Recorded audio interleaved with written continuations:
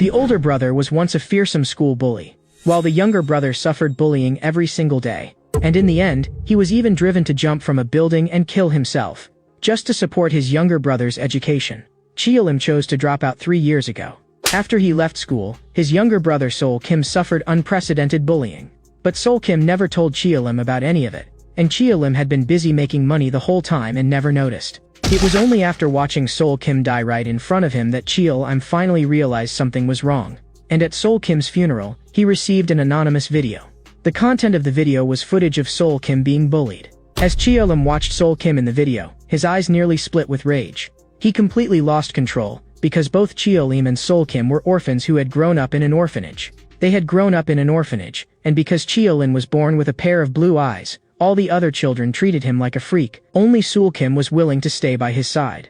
From that moment on, Cheolim decided that Sol Kim would be his only family. Watching Sol Kim in the video being bullied until he was barely recognizable, and even forced to bark like a dog in the end, Cheolim's anger reached its peak, and he decided to return to school, to drag those scum out one by one and fight violence with violence, making them truly understand what hell feels like.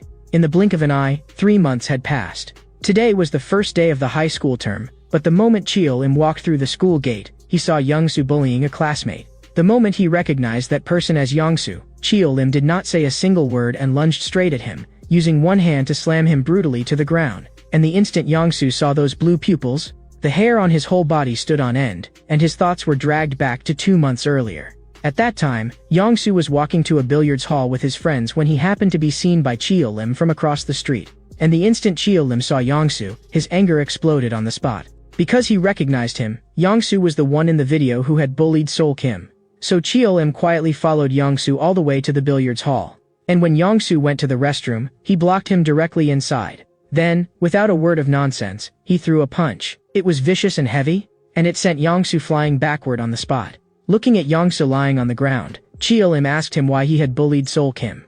But after hearing Sol Kim's name, Youngsu not only sneered nonstop, but also mocked Sol Kim as a useless snitch. Those words completely ignited Cheolim, and what greeted Youngsu next was another storm of brutal blows. With every punch he threw, Cheolim thought of Sol Kim, and that made his attacks more and more ruthless. Only after beating Youngsu until he had completely lost the ability to resist did Cheolim finally stop. But immediately afterward, he heard an unbelievable piece of information from Youngsu, because the video sent to his phone had not been sent by Youngsu.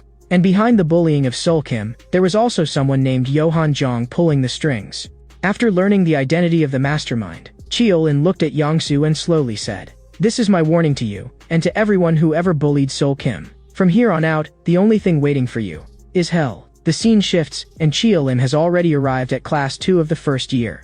His revenge had officially begun. He would use the same methods to torment those bullies. But the moment he sat down, a blonde-haired guy walked up and provocatively told Cheolim to get up, saying it was his seat. But after seeing Cheolim's face clearly, the blonde guy instantly broke out in a cold sweat, because Cheolim had beaten him up outside school before. And to this day, he still could not forget those blue pupils.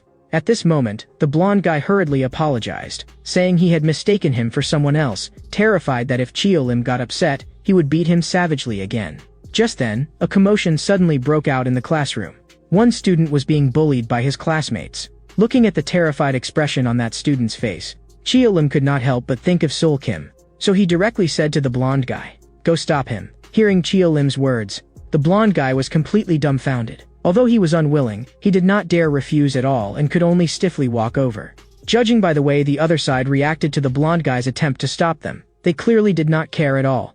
And the blonde guy was obviously afraid of them. Even after they started hitting him, he still did not dare fight back, and in the end, he was actually lifted into the air by the throat. Seeing this, Cheolim decisively made his move. His fist shot straight toward the man's face, and the tremendous force instantly made blood pour from his nose.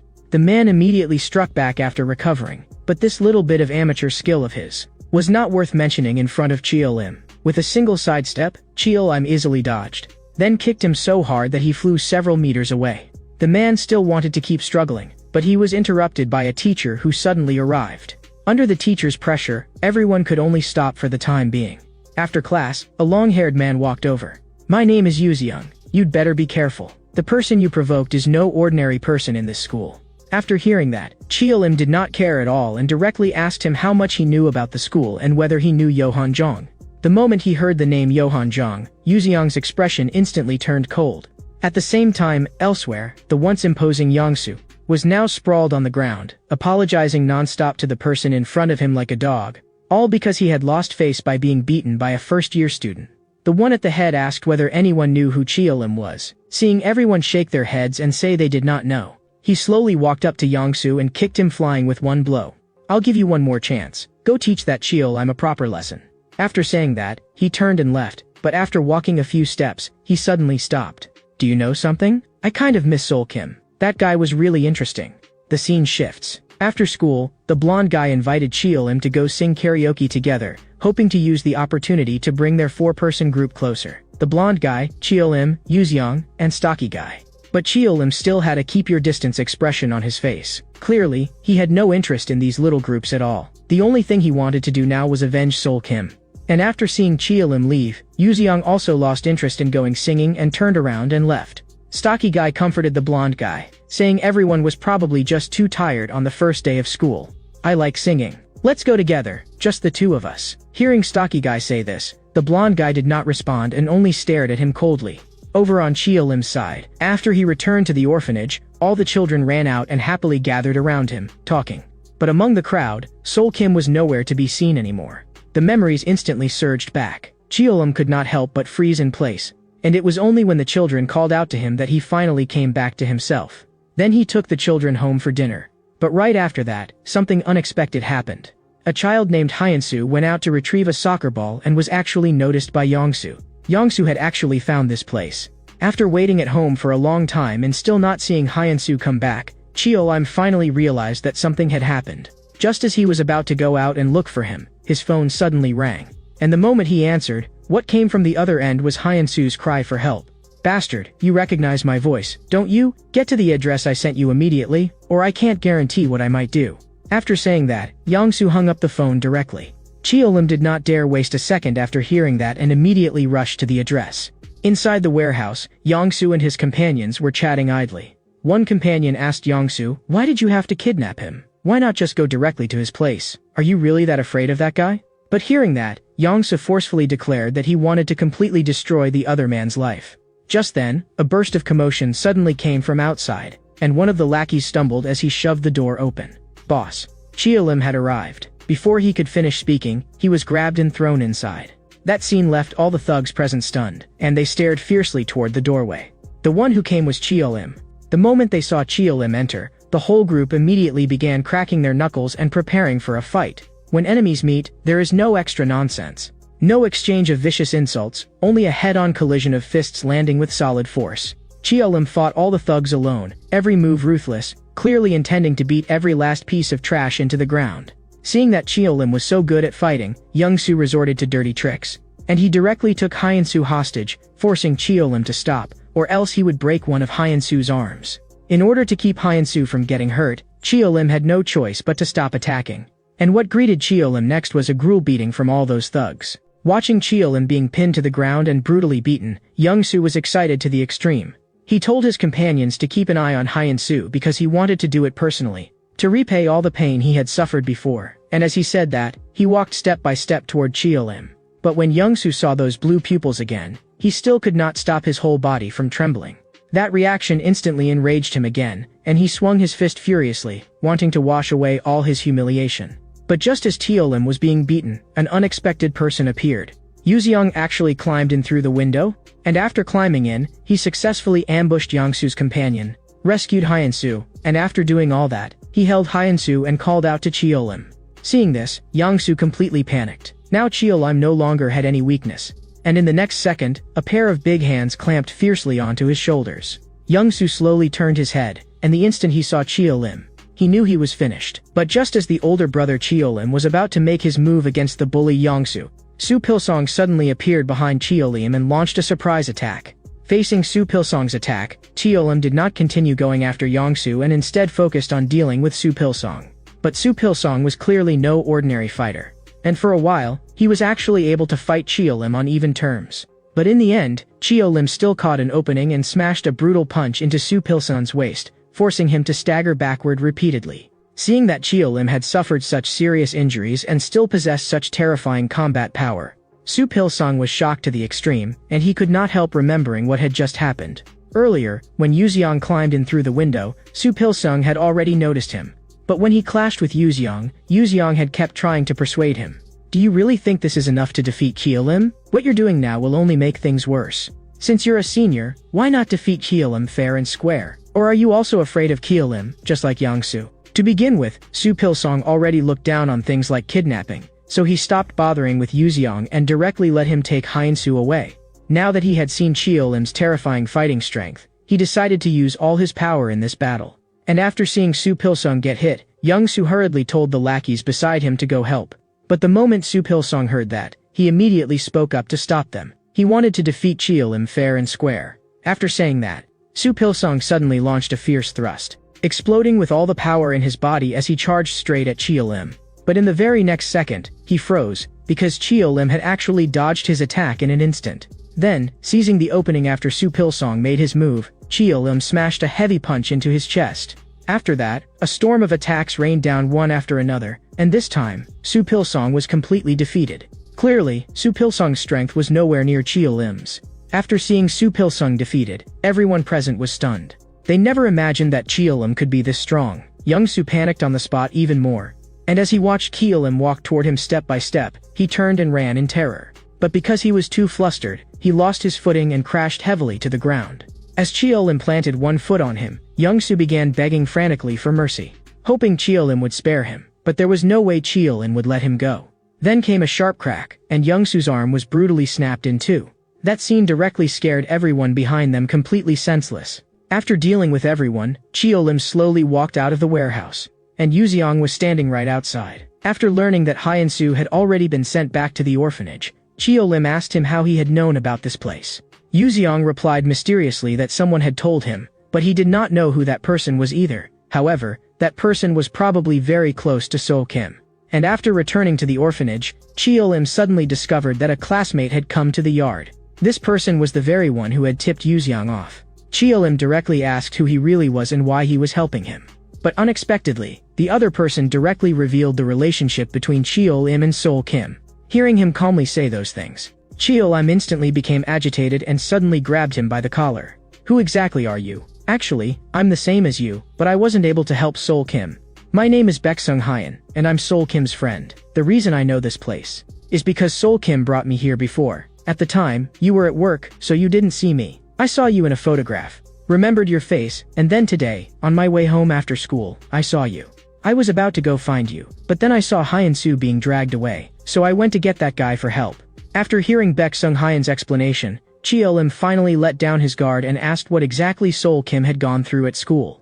So Baek-sung Hyen slowly began to describe what Sol Kim had suffered there. Sol Kim was very smart, and he had many friends. But ever since that group of school bullies set their sights on him, everything changed. Sol Kim kept getting beaten, yet he never even knew why they were targeting him. From his first year to his second year, it never stopped. Even younger students from the first year dared to bully him. His friends were all afraid of being retaliated against, so none of them dared to stand up for him. I was the same. If I had known earlier that he would kill himself, I definitely would have tried to help him. Now, I regret it deeply. After hearing Baek-sung Hyen's account, Qialim said coldly, if you really feel guilty, then tell me their names.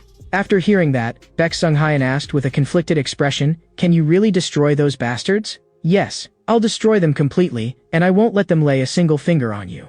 After hearing Qialim's promise, Baek-sung Hyen slowly spoke. Alright, I'll tell you. The scene shifts. Qialim was walking toward the third-year classrooms. Just as he reached class 1 of the third year, he saw a blonde-haired guy walk out.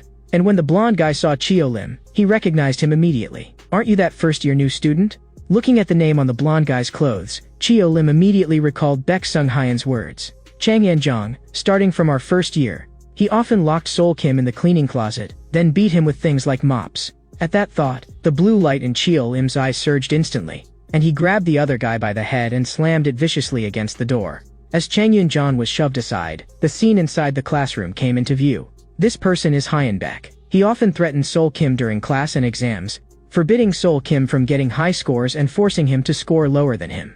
In the next second, Qialim used all his strength and drove a vicious kick straight into Hyenbaek's face.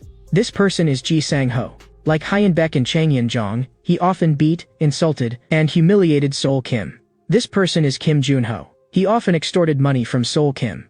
And everything happening here also caught the attention of the school bullies. They gathered together and began discussing what to do.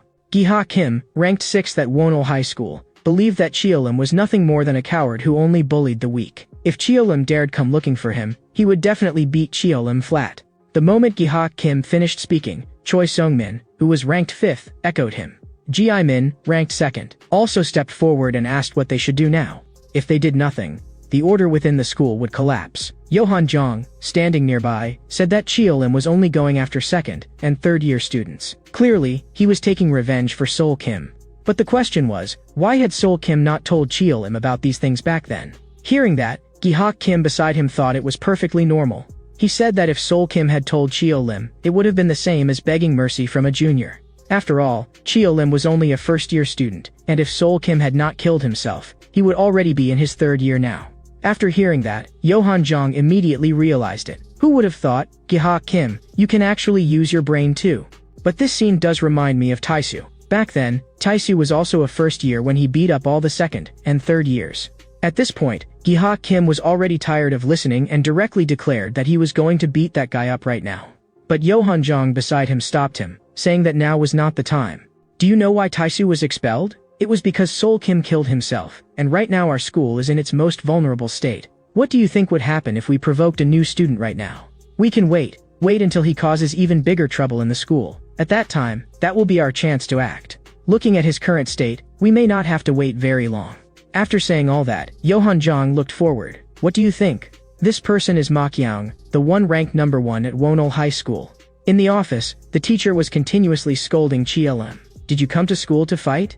Do you think that beating up bullies makes you some righteous hero? Do you think the teachers will praise you for it? In fact, you are becoming the same kind of person as those bullies. This time, it's only a warning. I hope you remember that.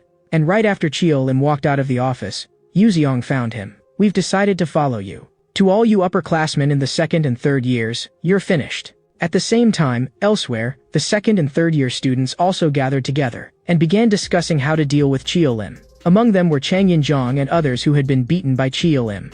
Although those ranked on the Wonol High School leaderboard had no intention of making a move personally, Chang Yin-jong and the others who had been beaten by Cheolim simply could not swallow their anger. They wanted to join forces and give Cheolim a proper beating. And just as they were discussing it, a group of people walked toward them. The bespectacled guy in front spoke first. Yo, not bad. Quite a full turnout. Seeing this group of first-year students led by the bespectacled guy, the people on the other side clearly did not take them seriously at all. What are you here for? If you came to greet us, then you'd better bow a little lower. The bespectacled guy looked disdainful. Don't think that just because you've had a few more bowls of rice cake soup, you've earned our respect. In Korea, people drink rice cake soup every Lunar New Year, so having had a few more bowls means you're a few years older. As he said that, the bespectacled guy led his people toward them. Was it that bastard Cheolim who told you to do this? No. Actually, we're just doing what we should be doing. We've long had enough of you upperclassmen acting all high and mighty. Hearing the bespectacled guy say that, the bearded man on the other side said coldly, when you become upperclassmen, you'll be the same. Enough nonsense. Let's start already. As soon as he finished speaking, he charged straight at the bespectacled guy, and the fight instantly broke out. Meanwhile, elsewhere, Yuzeong had also led his people into action. Watching the scene descend completely into chaos, Chang Yin-jong could not help asking, should we go help them? But Hyenbek said, we'd better not. If we help them, we'll definitely get dragged into it too. And judging from the numbers, it's only a matter of time before the 2nd years lose. That's true, but right now I really do want to see that bastard Cheolim's face again. Just thinking about what happened yesterday makes my blood boil. I'm certain that Cheolim came here to avenge Seol Kim.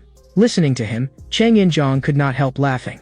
So it was that brat. Just thinking about the time we measured his decibels makes me feel great. But at that moment, Chang Yin-jong turned his head and happened to see Cheolim walking this way. And those soul-piercing blue pupils once again entered his sight. Chang Yin-jong slowly walked down the stairs. I was wondering yesterday why you were acting so strangely. So it turns out you want to avenge Seol Kim. But do you think there's still any meaning in what you're doing now? Seol Kim is already dead. I know you're angry. When my toy gets broken, I get angry too. But can doing this bring him back to life? And after saying that, Chang Yin-jong burst forward and lunged straight at Cheolim. Even at this moment, he still believed that he had only been careless yesterday and that otherwise he definitely could have beaten Cheolim. But that thought did not last long before Cheolim's fist mercilessly shattered it. His fists came down like a storm, each blow heavy enough to rattle his bones. Feeling the intense pain surging through his body, he even wanted to play dead on the spot. But Chio-Lim pinned him down so tightly that he could not escape even if he wanted to. It was obvious that what Chang Yin-jong had just said had completely ignited Chio-Lim's fury. Seeing that Chang Yin-jong was nearly being beaten to death, Hyen-baek hurriedly spoke up to stop him. "Aren't you going to back off? You need to know when to stop. You need to understand your place, you first-year punk." But just as Chio-Lim's fist was about to come down, it was suddenly stopped by the long-haired man at the side. "Don't get too worked up. How about I measure your decibels too?" The battle on the first-year student side had already ended. The bearded man in the lead was already being pinned firmly under the bespectacled guy's foot, and the moment he turned his head, he saw Chio-Lim standing there quietly. Behind him lay 3 people on the ground, Chang Yin-jong and his 2 companions. Looking at the bearded man lying on the ground, Chio-Lim gave an order, and the bearded man was immediately tied up tightly. Then Chio-Lim grabbed one of his lower legs. "Then let me measure your decibels too." With a sharp crack, a scream instantly tore through the air. That decibel level was definitely loud enough. At the same time, in the teacher's office, a group of teachers were chatting, and the topic was entirely about the first-year students. And just then, a woman pushed the door open and walked in. That person was Hyen-seo. Like Chio-Lim and Sol Kim, Hyen-seo also came from the same orphanage, and she had always taken very good care of them. Back when the old orphanage was demolished, it was also Hyen-seo who helped the 2 of them find a new orphanage. Otherwise, they would have ended up on the streets long ago. So Chio-Lim and Sol Kim had always treated Hyen-seo like an older sister. After Sol Kim died, Hyen-seo had always blamed herself deeply, though she did not know why Sol Kim had killed himself. Chio-Lim knew that Hyen-seo was preparing to become a teacher, so he did not want to ruin her future, which was why he chose to return to school alone to avenge Sol Kim. But what Chio-Lim had not expected was that Hyen-seo had actually been assigned to their high school. After this battle, the first year's influence was continuously expanding. Even when facing third-year students, the first-year newcomers were not afraid in the slightest, and their attitude had become arrogant to the extreme. This entire scene was also observed by the people upstairs. The group upstairs were third-year students. They knew that the source of all this was Chio-Lim. The expression on the lead man's face was extremely ugly. Before leaving, he told his subordinates to go teach those 2 first-year students a lesson. And this man was none other than Hae-gun, ranked 3rd at Wonil High School. The scene shifts. A third-year student was being beaten, and he kept saying over and over that he was truly sorry about what happened to Sol Kim. "This is the apology letter you wrote. Didn't I tell you it had to be 10 full pages? Why did you only write this few words? Can you do anything the way I tell you to? With this attitude of yours, I really have to wonder whether you're actually sorry at all." After saying that, he waved his hand, and the people around him rushed in all at once. What awaited the man was another savage beating. Not far away, the bespectacled guy and Yuziang were watching all of this. It seemed things were going quite smoothly. But at this moment, Yuzian felt somewhat irritated. He thought everything was progressing too smoothly, while the people who should have made their move still had not acted. The bespectacled guy, however, thought that maybe that group had already started getting scared, which was why they had chosen to keep watching for now, but Yuziang did not think so. Still, a moment later, Yuziang said it did not matter anyway, because in the end they would come to them on their own. And the person sitting beside them was none other than Chio-Lim. One lackey came running over in a rush and said something had happened. Daejun and Hyungmin had been taken away. The 2 of them had already been beaten badly. First years ought to know their place, and they ought to learn to keep their mouths shut. The man turned and asked the companion beside him, "Tell me, why did it have to be me doing all this? Is it about to begin? I feel like our counterattack is about to sound very soon." At the same time, elsewhere, Johan Jong looked at Makyong and said, "The first years in our grade have already caught fire. I'm worried that if we still don't step in, everyone will get dragged into this. I'm guessing they'll be fighting their way here very soon." Makyong was just about to speak. Hae-gun slowly walked over. "Looks like everyone's here. Are you really just going to sit here like a bunch of cowards? Makyong, if you're still going to do nothing, then I think it's time you gave up that position." The moment Hae-gun finished speaking, Ji Min, ranked 2nd, spoke up from the side. "Watch your place. If you want to take the top spot, then beat me first, you meddlesome bastard. I was wondering how you managed to hold back this long. Then let's try it. What are you waiting for?" Johan Jong said, looking speechless. At that moment, Makyong stood up and spoke. "The school has already started growing tired of Chio-Lim. Our time has come. Everyone in the 2nd and 3rd years, assemble." With Makyong's order, everyone quickly gathered. A great battle was on the verge of breaking out. Before long, the place was already packed with people. 3rd-year student Lee Kong-min, ranked 7th. 3rd-year student Choi Hyang-cheol, ranked 8th. 3rd-year student Yoon Yu-min, ranked 9th. Third-year student Dae On, ranked 10th. Once everyone had arrived, Johan Jong spoke. Everyone, quiet down. The reason I called you all here is that the school has been in complete chaos lately. If this keeps going, order will definitely collapse. Ever since Cheolim came, the first-year students have been like mad dogs. The trouble they've caused has been even worse than what we upperclassmen have done, and the teachers are already struggling to keep it under control. So from this moment on, we'll be the ones to discipline them. On the other side, Yuziang went to the infirmary to visit Daejun and Hyungmin, who had been beaten up. Daejun spoke with a downcast expression. Are we really doing the right thing? Hearing Daejun's words, the bespectacled guy beside him spoke up. You got beaten once, and now you're scared? No, it's just that I feel like this whole thing isn't going to be easy at all. Even second-year Suyang can beat me, and the third years haven't even entered the fight yet. As Yuziang listened to Daejun, he seemed to be thinking about something. Then he said to the others, I'm leaving first. I need to go discuss something with Cheolim. But the bespectacled guy beside him suddenly spoke up. Why are you following Cheolim? All of us are following Cheolim because we trust you. Now I want to know, why are you following him? But faced with the bespectacled guy's questioning, Yuziang only replied calmly that he just thought it would be interesting. In class 2 of the first year, looking at the group gathered around Cheolim, the blonde-haired guy felt his scalp go numb. Even now, he still had not figured out what was going on. After freezing for a moment, he forced a smile onto his face. You've really become popular lately, as your very first best friend at Wano High School. I'm proud of you. The lackeys around them had no time to pay attention to him. Instead, they all stared fixedly at Cheolim, because they had already heard that the third years had held a meeting. That meant those people were about to begin their counterattack. All of them wanted to hear what Cheolim planned to do. The classroom door was suddenly shoved open, and a group of people walked in without the slightest restraint. So this is where you all were. I've been looking for you for quite a while. But looking at the aggressive group on the other side, the people around Cheolim were not afraid in the slightest. Neither side wasted a single word on nonsense. The fight exploded immediately. Cheolim also did not hesitate for even a moment and decisively charged in. And after fighting his way out into the hallway, a figure slowly stepped forward. The one who had come was none other than Johan Jong. A real war had finally begun. Looking at Cheolim as he appeared, Johan Jong let out a cold laugh and said, Those blue eyes of yours really are hard to forget. Looks like your revenge plan has been going pretty well, huh? Don't glare at me like that. If you scare me so badly that I piss myself, are you going to buy me diapers? Speaking of that, I've seen Sol Kim piss himself before too. The scene shifts back to 3 months earlier. Sol Kim had once been cornered in the bathroom by Johan Jong and his group, and they actually forced Sol Kim to relieve himself in a plastic basin in front of everyone. After it was over, they even wanted to record the whole scene on their phones. Seeing that Sol Kim refused to do it, Johan Jong said with contempt, at least this is better than getting beaten.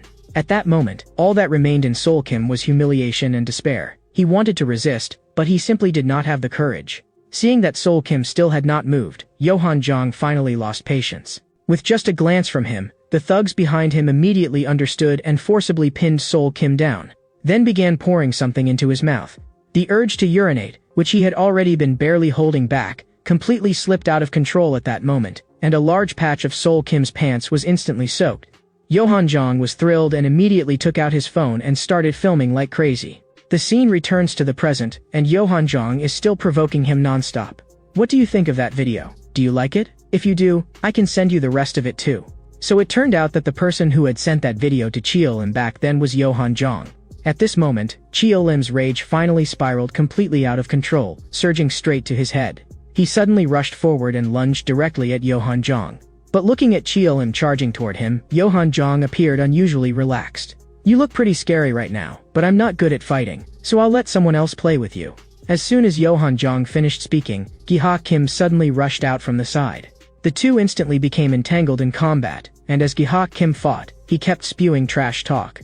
However, as the person ranked 6th in Wonol High School, Gi-ha Kim's fighting ability was indeed not weak. For a moment, Cheolim was actually unable to gain the upper hand against Gi-ha Kim. Looks like you're nothing special either. Just like that useless Sol Kim, all you do is tied. Gi-ha Kim was so arrogant that he even turned around to show off to Johan Jong. But at the very instant he turned back, Cheolim had already appeared behind him. By the time Gi-ha Kim reacted, it was too late. He could only watch helplessly as Cheolim's fist grew larger and larger before his eyes, before crashing heavily into his face. The tremendous force instantly blasted Gi-ha Kim away, and his body even slid several meters across the ground. His body slid several meters across the floor, yet even while lying there, Gi-ha Kim still talked tough, saying that this was more like it. Cheolim gave him no chance at all. He pressed the attack immediately and drove another brutal kick into him, completely destroying Gahak Kim's ability to resist. After dealing with Gahak Kim, Cheolim walked toward Johan Jong step by step. Watching Cheolim draw closer and closer, Johan Jong showed no panic on his face, but inside he had already started to lose his nerve. He decisively raised both hands. "If I surrender, will you spare my life?" But there was no way Cheolim could let him go. What he had done to Sol Kim was absolutely unforgivable. The moment Cheolim thought about the suffering Sol Kim had endured, his hand began tightening uncontrollably, and the enormous force instantly left Johan Jong unable to breathe. At that moment, someone unexpected appeared. Cheolim's older sister, Ha Yun-seo, suddenly came to the hallway. When he saw Ha Yun-seo appear so suddenly, Cheolim froze. But before he could say anything, a gust of force suddenly came from behind him. Gahak Kim, who had just been knocked down, suddenly lunged from behind. And before Cheolim could react, Gahak Kim smashed a heavy punch straight into his face. The tremendous force sent Cheolim flying several meters. Ha Yun-seo hurried over to check on him, wanting to ask what had happened. But Gahak Kim's attack was already crashing down again. His size 42 foot came stomping down heavily toward them. Luckily, Cheolim moved fast enough and narrowly avoided the blow. Cheolim seized the opportunity and delivered an upward kick, slamming it hard into Gahak Kim's chin. The chin is packed with nerves, and that kick instantly left Gahak Kim dizzy and disoriented. Seizing the moment, Cheolim clenched his fist and prepared to continue attacking. But Ha Yun-seo suddenly called out from behind him. What Ha Yun-seo hated most was violence. Ever since they were little, Ha Yun-seo had always told Cheolim that violence could not solve anything. Hearing Ha Yun-seo's words, Cheolim hesitated. He had always treated Ha Yun-seo like an older sister, so there was no way he could ignore her. But reality gave him no time to think. Gahak Kim, who had just regained his senses, took advantage of that opening and smashed another punch hard into Cheolim's face. Seeing blood pouring from Cheolim's nose, Ha Yun-seo hurriedly tried to rush over, but another figure was even faster. The one who arrived was Yuzeong, who had come belatedly. Yuzeong managed to block Gahak Kim's attack in time. At this moment, Johan Jong suddenly spoke from the side. "We shouldn't behave like this in front of a teacher. We just wanted to discipline them a little. The first-year students have been causing trouble lately, and that's something you know too, teacher." And just like that, this disturbance was temporarily calmed down. Although Cheolim really wanted to keep fighting, in front of his older sister Ha Yun-seo, he still forcibly suppressed his anger. After watching Johan Jong and his group leave, Yuzeong also tactfully turned and left, leaving space for Cheolim and Ha Yun-seo. On a bench on campus, Ha Yun-seo asked Cheolim whether he had returned to school because of Sol Kim. Hearing that, Cheolim froze for a moment. Because Cheolim had never told his older sister Ha Yun-seo anything about Sol Kim, so how did Ha Yun-seo know? As if she had seen through Cheolim's confusion, Ha Yun-seo said with a downcast expression, "I also came to this school because of Sol Kim." Cheolim was instantly stunned, and he immediately stood up and asked Ha Yun-seo, "Did Sol Kim tell you something? Although I don't know exactly what happened, Sol Kim told me that he was always being punished at school." Cheolim was completely dumbfounded. Why would a good student like Sol Kim be punished? The ones who should really have been punished were clearly those bastards. At that moment, Cheolim was filled with self-blame. Why had Sol Kim rather endure it until the very end than tell him about these things? Ha Yun-seo guessed that maybe Sol Kim felt Cheolim had already sacrificed too much for him. So he did not want to trouble Cheolim with these things anymore. After all, Cheolim had given up high school and gone out to work. All for Sol Kim. Then Cheolim stopped hiding anything and told Ha Yun-seo everything he knew, and said that he had only one purpose in returning to campus, to make those bullies pay in blood. But hearing Cheolim's words, Ha Yun-seo objected. She believed that violence would only bring more violence, and that this was not the right path. The moment he heard that, Cheolim's anger was instantly ignited. "So you mean we should just turn a blind eye to those bastards? Sol Kim is already dead, so what exactly is your grand plan? Make them apologize? Do you know what those bastards did to Sol Kim? Do you really think people as trashy as them would listen to you? They would only laugh at you to your face. I have to destroy them completely, destroy them to the point that they don't even dare think about revenge." As Cheolim said this, he slowly turned and walked away. Ha Yun-seo shouted sharply to stop him. "I know you're in pain right now, but we can't let another student become like Sol Kim. I came here to help more students like Sol Kim, and do you really think Sol Kim would want you to do this? Please, Cheolim. Can't you trust me just this once?" But everything they had just said was overheard by Baek Sung-hyeon nearby, and by Yuzeong standing behind Baek Sung-hyeon. A crisis of trust was quietly spreading through their group. After talking with his older sister Ha Yun-seo, Cheolim walked alone across the campus.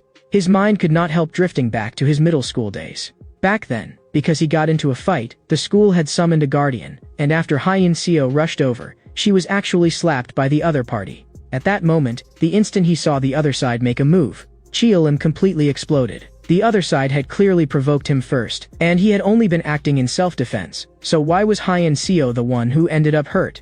He charged forward on the spot, wanting to get even for Hyun Seo, but his older sister Hyun Seo held him back tightly. That was the first time Cheolim had personally watched his sister endure that kind of humiliation because of him.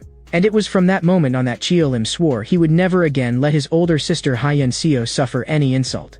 Then, over the 3 years of middle school, Cheolim built up his reputation step by step and became the boss no one in the entire school dared provoke. Thinking of this, Cheolim's expression darkened completely. Meanwhile, elsewhere, the core first-year members were gathered in Class 2 of the first year discussing countermeasures and thinking about how to deal with the upperclassmen's retaliation.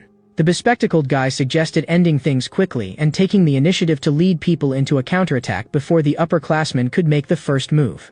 The moment he finished saying that, Cheolim walked in.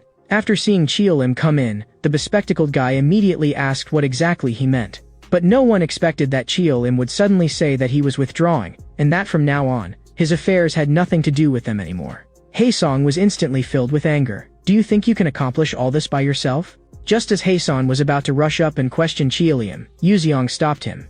Yuzeong told them to go back first, saying he would ask about the situation himself.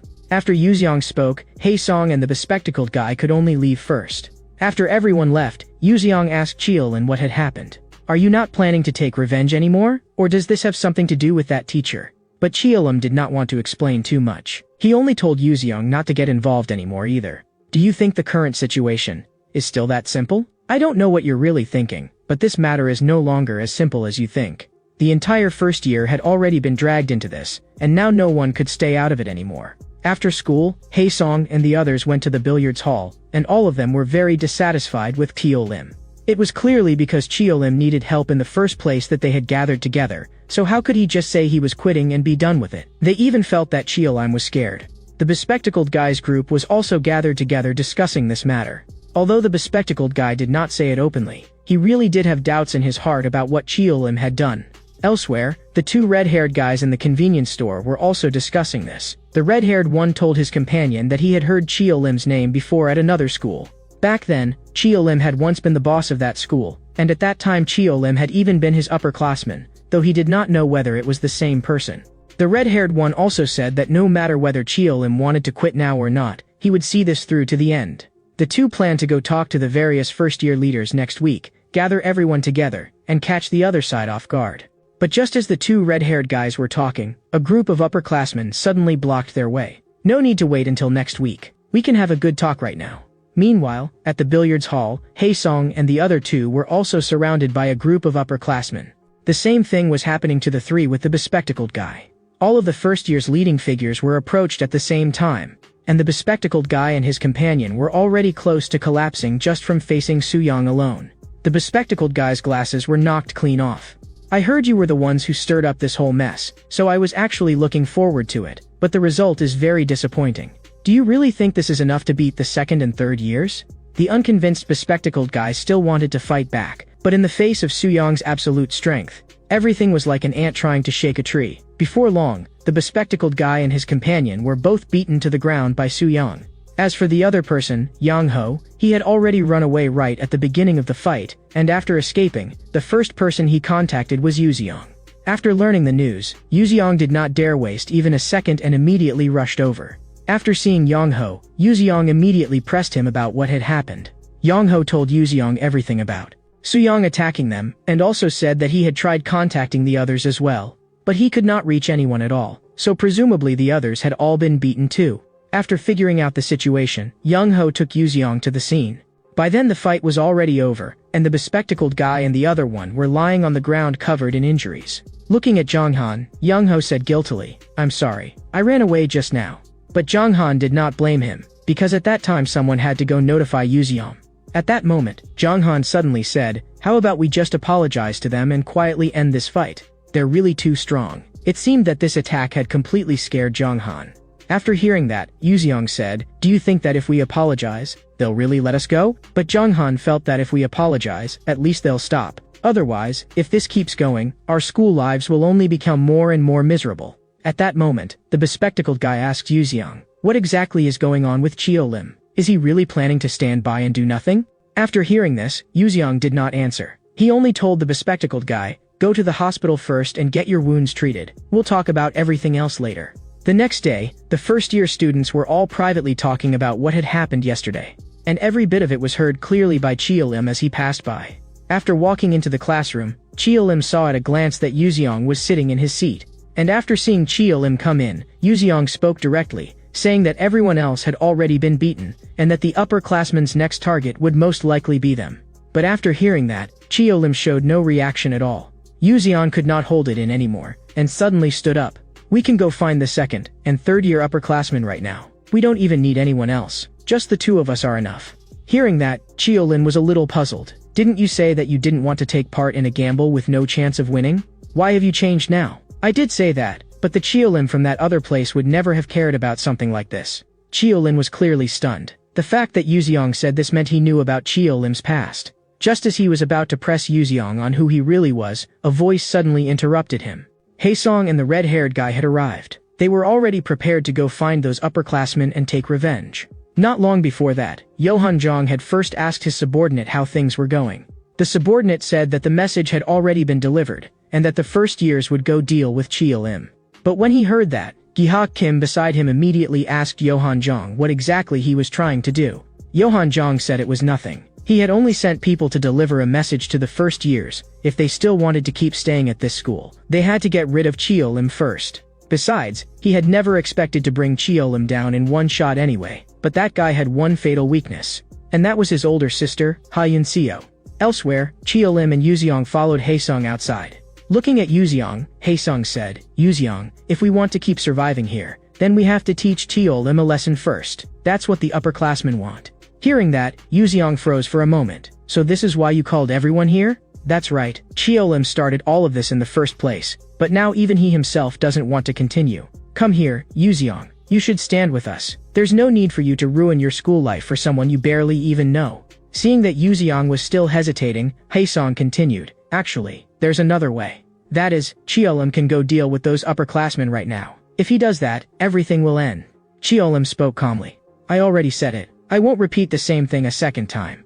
Think whatever you want." As soon as those words came out, Haesong slowly pulled his hand out of his pocket. "Then it's time for us to teach you a lesson too." As soon as he finished speaking, everyone charged at Chio Lim together. Ha-Yun Seo was teaching class 3 to 4. Looking at Ha-Yun Seo on the platform, Johan Zhang and Gi-hak Kim were still whispering below. Gi-hak Kim was a little confused. They were obviously siblings. So why were their last names different? After hearing that, Johan Zhang looked at him like he was an idiot. Chio Lim was an orphan, so of course he had no direct relatives. She was probably not his real older sister. She was probably more like an adoptive older sister. Gi-hak Kim finally understood, and then he said carelessly, "Then I kind of want to ask her out." After hearing that, Johan Zhang showed a wicked smile and directly egged him on. Encouraged by that, Gi-hak Kim actually stood up. "Teacher, I have a question. Would you like to go out with me?" The moment he said that, the entire room instantly fell silent, and Ha-Yun Seo froze too, asking Gi-hak Kim in disbelief what he had just said. After hearing that, Gi-hak Kim actually continued, "If you're single right now, you could consider dating me." Hearing that again, Ha-Yun Seo was so angry she was almost about to explode, but she still suppressed her emotions and said, "In class, I only answer questions related to the lesson." But Gi-hak Kim still refused to let it go and pressed on. "Then after class, can you answer that question for me?" The moment those words came out, Ha-Yun Seo was almost trembling with anger. "Come to my office after class." At that moment, one student finally could not hold back and laughed out loud. But the instant the laughter rang out, Gi-hak Kim directly slammed that student's head down onto the desk. "You think that's funny?" What answered him was a brutal beating from Gi-hak Kim. Seeing this, Ha-Yun Seo hurried forward to stop him, wanting Gi-hak Kim to stop immediately. "If I stop, will you go out with me?" Just as Gi-hak Kim and Ha-Yun Seo were locked in that standoff, Johan Zhang's phone suddenly received a message. It was news that Chio Lim was being surrounded and beaten. The scene shifts to Chio Lim's side. Looking at Chio Lim lying on the ground, Yuziang said, "Why aren't you fighting back?" Chio Lim did not answer, and Yuziang continued, "Is it because of your sister?" She only said one sentence. And now you're going to live like a coward? Chiolim stared at Yuziong and asked how he knew Hyun Seo was his sister. How could I not know? We went to the same middle school. I was your junior. You may not remember me anymore, but in that school, there wasn't a single person who didn't know you. When you first enrolled, you beat all the upperclassmen and took control of the entire school. Back then, you were a legend in that school. Actually, I don't really care whether you take revenge for Sol Kim or not. I just want to see that powerful Chiolim become the way he used to be once again. Seeing that Chiolim still refused to fight back, Yuziong angrily demanded, "Are you really not going to avenge Sol Kim? If we do nothing now, then after those third-year upperclassmen graduate, they'll never be punished." But after hearing all of this, Chiolim's face still showed no reaction at all, and he simply walked outward step by step. He kept walking outward step by step, and Yuziong shouted at his back, "It was because of those people that the most important person in your life died. Isn't avenging Sol Kim the reason you came back to school?" Chiolim's footsteps finally paused for a moment, and then he said word by word, "You're right. Sol Kim was the most important person in my life, but the second most important person is still alive. I don't know what exactly you expect me to become, but I'm no longer the Chiolim I was in middle school." After saying that, Chiolim did not stop again and simply turned and left. Watching Chiolim's departing back, Yuziong's thoughts could not help returning to those middle school days. At that time, he was still only a first-year middle school student. In order to take a shortcut to school, he and a classmate accidentally wandered deep into an alley, and there they unexpectedly ran into a group of high school thugs. The moment he saw that group of thugs, his classmate immediately sensed trouble. After shouting "Run," he turned around and fled desperately. But because he was running too fast, he accidentally crashed into a man. That man happened to be holding a cup of coffee, and it spilled all over him on the spot. That instantly enraged the man. And unsurprisingly, what awaited him next was a savage beating. Even Yuziong beside him could not escape it. The leader in red grabbed Yuziong harshly by the hair. He did not like Yuziong's hairstyle and wanted to cut it off with scissors on the spot. But after asking around, it turned out no one nearby had scissors. Just when it seemed the matter might end there, one of the thugs actually suggested using a lighter to burn off Yuziong's hair. The man in red immediately showed an excited smile when he heard that.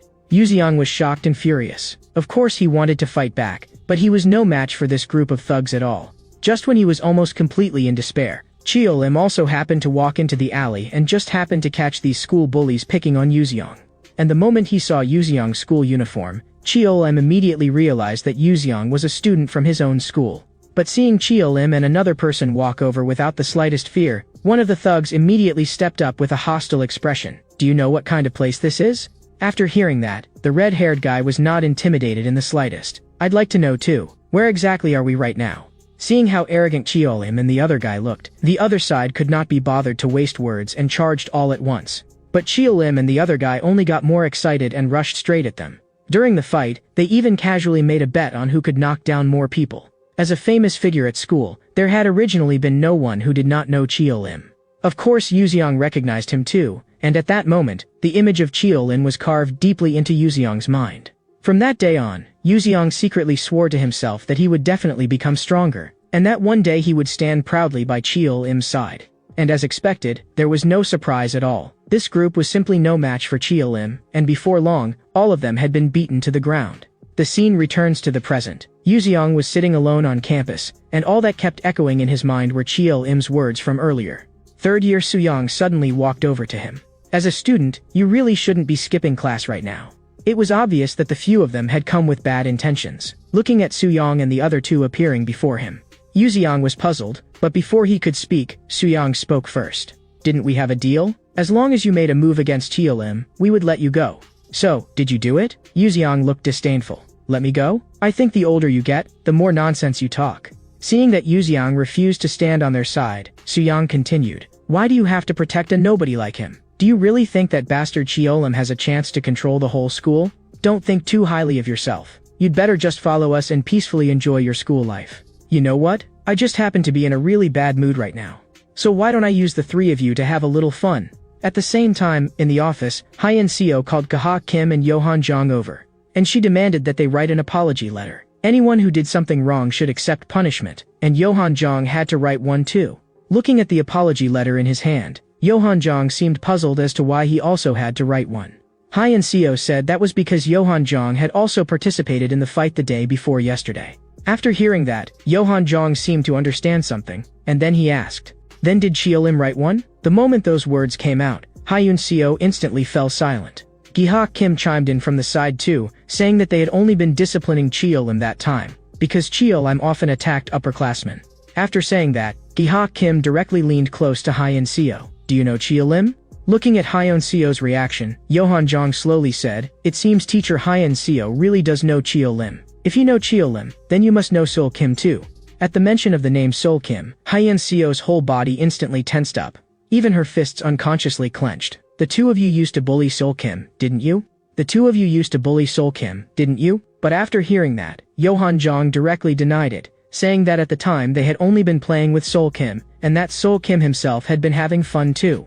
Hyun Seo finally could not hold back anymore. She slammed the desk and stood up at once. What exactly did you do to him? But Yohan Jong still did not answer directly. Even if we really did do something, so what? Did you come to this school to avenge Sol Kim too? I'm a teacher. I didn't come here to avenge anyone. I only came to make sure that people like Sol Kim will never be bullied again. So the two of you had better be careful from now on. I'll record everything and then submit it to the disciplinary committee. But after hearing those words, Yohan Jong and Gi-ha Kim still remained disdainful and paid no attention at all to Hyun Seo's warning. We'll hand in the apology letter soon. Before leaving, Yohan Jong turned back and said, you can go talk to the principal about the disciplinary committee. I think my uncle should be able to give you plenty of advice. The scene shifts back to Yuzeong once more. Seeing that Yuzeong had finally made a move, Suyang said coldly, looks like you really are in a bad mood. The moment he finished speaking, Suyang suddenly lunged and fiercely charged at Yuzeong. The battle instantly erupted, but clearly, neither side was weak. After several exchanges, neither of them managed to gain the upper hand. I heard that you suddenly rose to fame in your second year of middle school and beat everyone senseless. You beat everyone up. Why are you helping Cheolim? Did he get some kind of leverage on you? If that's really the case, tell me. I can help you destroy Cheolim with your own hands. While Suyang kept yapping, Yuzeong seized an opening and drove a heavy punch into his stomach. Destroy Cheolim? Do you really think you can do that? I'm embarrassed for you. I'm embarrassed for you. Yuzeong continued launching a fierce assault on Suyang. Scenes from the past also kept flashing through his mind. I forced myself to keep getting stronger just so I could get closer to Cheolim. I will never allow Cheolim to lose. Seeing Suyang's face covered in blood from the beating, the lackeys at the side finally could not hold back anymore. And with a roar, they charged straight in. Looking at the lackeys rushing toward him, Yuzeong's golden pupils instantly shone with a terrifying brightness. After successfully defeating Suyang and the other two, Yuzeong once again recalled the past. Back then, after saving Yuzeong, Cheolim did not stay any longer and directly prepared to leave with the red-haired guy. But just as the two of them turned to go, Yuzeong shouted loudly to stop them, saying that he wanted to join them too. The red-haired guy did not answer immediately after hearing that, and instead turned to ask Cheolim what he thought. Cheolim carefully looked Yuzeong up and down once, said nothing at all, and simply turned and left. Looking at Cheolim's departing back, Yuzeong could not help complaining, at least give me an answer before you leave.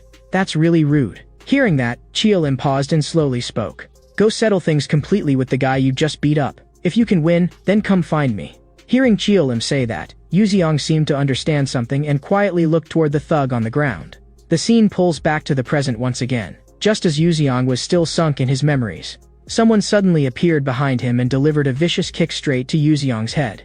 A vicious kick landed straight on Yuzeong's head, knocking him unconscious on the spot. You shouldn't have done that. The upperclassmen are going to be very angry. At the same time, in the office, Hyun Seo specially printed out some forms, which she planned to distribute to every class in hopes of identifying students who were being bullied. Hearing Hyun Seo's words, the teacher beside her sounded somewhat helpless. Teacher Hyun Seo, why do you insist on doing this? Our school has no such problem. If there really were, the students would definitely come to me. But Hyun Seo did not agree, because victims are often afraid of retaliation, so they do not dare go to teachers. I'm opening a door for them, and at the same time letting the perpetrators know that someone is watching them. That way, victims will find it easier to come to me. But that teacher did not think so. Teacher Hyun Seo, those are just your own thoughts. If you do this, you may very well make the situation here even more tense. While the two were arguing, Baek Sung Hyun walked in and heard all of their conversation.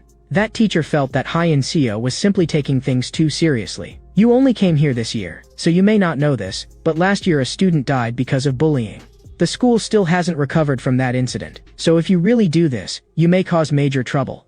Hyun Seo said with absolute determination, that is exactly why I have to keep doing this. If someone had been willing to help that student back then, maybe he would never have died. Everyone turning a blind eye was the real reason he was driven into a corner. After saying that, Hyeon-seo walked straight out of the office. By the time Hyeon-seo stepped outside, tears were already streaming down her face. The scene shifts to Cheol-him. After school, he returned to the orphanage. He looked at Sol Kim's photo and remained lost in thought for a long time. At this point, he was truly beginning to feel confused. He did not know whether he should continue seeking revenge. Avenge Sol Kim was indeed the reason he had returned to school, but Hyeon-seo was just as important to him. At that moment, a child pushed the door open and walked in. "Brother Cheol-lim, someone is here to see you." When that person walked in, Cheol-lim was visibly stunned.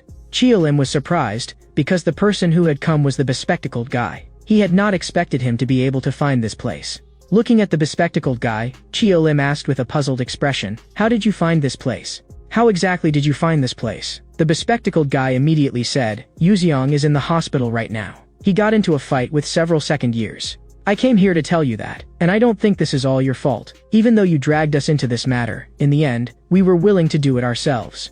And the reason we made that decision was actually because of Yuzeong, not because of you. I don't know how you see him, but to us, Yuzeong is a very important friend. I'm not going to force you to fight those guys, but you can at least go to the hospital and see him." After saying that, the bespectacled guy turned and left. Cheol-lim thought for a long time, and in the end, he still went to the hospital.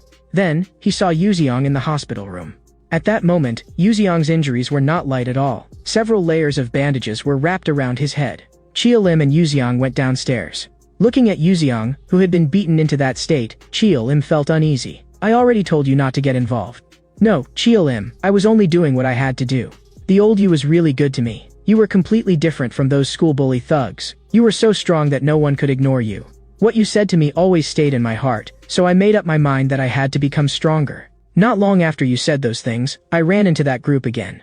That time, I was the one who called them out first, and I finally proved myself. But by the time I truly became stronger, you were already gone from the school. I asked around everywhere and finally found the orphanage where you lived. But when I went there, I didn't see you. Instead, I met Baek Sung-hyun. But I never expected that you would actually return to school again. But with things having turned out like this, maybe the best outcome would have been if you had never come back at all. Violence never truly disappears. If you see it, it hides underground. If you hear it, it retreats even farther. The more you try to eradicate it, the fiercer it becomes instead. Although I don't know what your sister will do in the end, I'm not optimistic about her. On the contrary, I think what your sister is doing now may very well enrage them completely. People only learn fear through pain. You know that better than anyone, don't you? The reason you became this strong in the first place was to suppress violence with even greater force, wasn't it? If you keep going like this, you may end up with even greater regrets. The moment he said that, Cheol-lim's expression changed immediately, and he hurriedly asked Yuzeong what exactly he meant. But Yuzeong had no intention of explaining further. "You'll know soon enough. I'm curious what choice you'll make when that time comes. Good luck, Cheol-lim. As your fan, I'll always be cheering for you."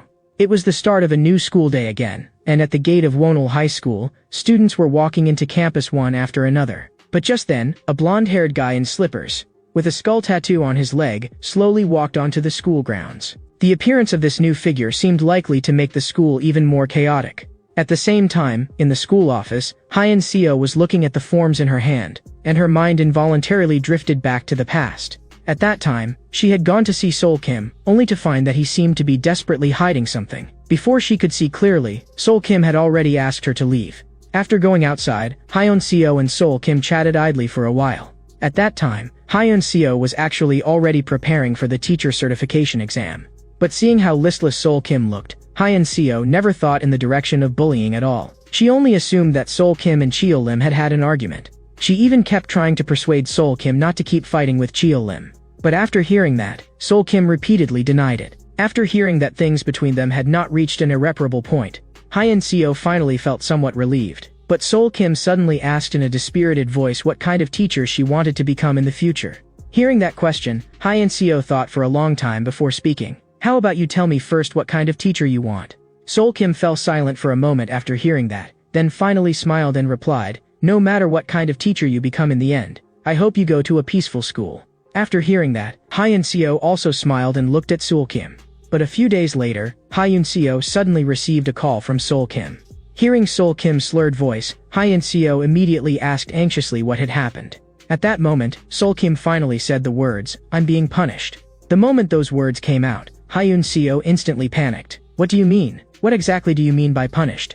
Hearing Ha-Yoon Seo's anxious voice, Sol Kim's hand holding the phone was trembling, and tears kept falling uncontrollably.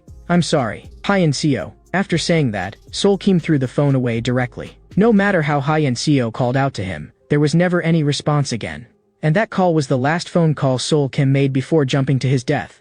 The scene returns to present-day class 3 to 4, where Ha-Yoon Seo handed the forms to every student in the class.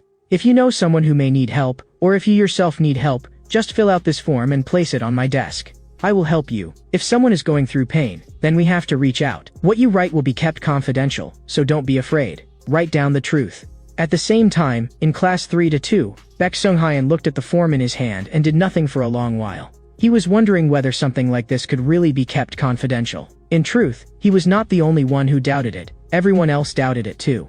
A thug in the class immediately took the lead and tore the form to pieces on the spot. Listen up, all of you. If anything really happens, I'll assume one of you snitched. Yohan Jong and Dae Yang-on, ranked 10th, were sitting together in the pavilion. Seeing the thoughtful look on Yohan Jong's face, Dae Yang-on asked him what was wrong. Is it that form that's bothering you? Yes, it's that female teacher. She's really annoying. She'll probably be going to your class soon too, so go remind the people in your class. Tell them all to keep their mouths shut. By the way, I heard Soo-young and the other two got beaten by Yoo-seong. Yeah, that's right. When I got there, he was still there, so I beat him up too while I was at it.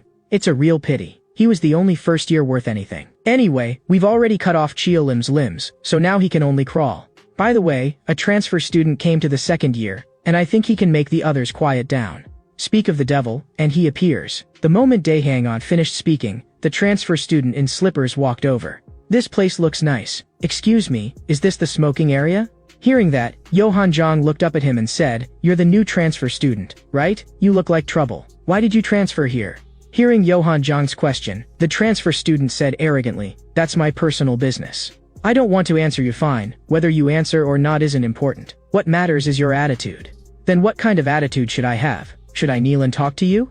Though from the looks of it, you don't seem like that kind of person either. But if you want to stay at this school comfortably, then go bring me a first year named Cheo-lim. Beat him senseless right in front of me. And after that, no one will stop you from smoking wherever you want. But in the very next second, the transfer student drove a vicious punch straight into Yohan Jong's face, instantly sending blood gushing from his nose. How dare you order me around? At the same time, in class 1 to 2, stocky guy was staring blankly at Yoo-seong's empty seat. This stocky guy was the classmate Cheo-lim saved from the thugs on his first day of school. Stocky guy asked the blonde-haired guy why Yoo-seong had not come to school today. Had something happened? But the blonde-haired guy said carelessly that a man sometimes needed to rebel once in a while. After saying that, the blonde-haired guy secretly glanced at Cheo-lim, clearly hoping to get some information from him. But at that moment, the blonde-haired guy also sensed that something was off about Cheo-lim. Over the past 2 days, Cheo-lim had been unusually quiet, as if he were really going through something. The blonde-haired guy began to calculate whether he should use this opportunity to get closer to Cheo-lim. If he could help him, maybe he could win Cheo-lim's favor. Clearly, the blonde-haired guy had been completely won over by Cheo-lim's strength. He wanted to get close to the strong, and now seemed to be the best opportunity. The more he thought about it, the more excited he became, and he decided to act immediately. But just as the blonde-haired guy was about to stand up, the classroom door was suddenly kicked open. Gi-hak Kim and the others had arrived. The moment Gi-hak Kim entered, he roared, Cheo-lim, you bastard, I might even have to transfer schools because of this, so today I'm definitely going to beat the hell out of you. Behind Gi-hak Kim was Lee Kong-min, ranked 7th at Wono High School. The scene shifts to Yohan Jong. After taking a punch from the transfer student, Yohan Jong was lying on the ground and still had not recovered for a long time. I originally wanted to get along with you, since you're my seniors, but what gives you the right to order me around? And the person you wanted me to beat was senior Cheo-lim. The transfer student suddenly making a move naturally also drew Dae Yang-on's attention.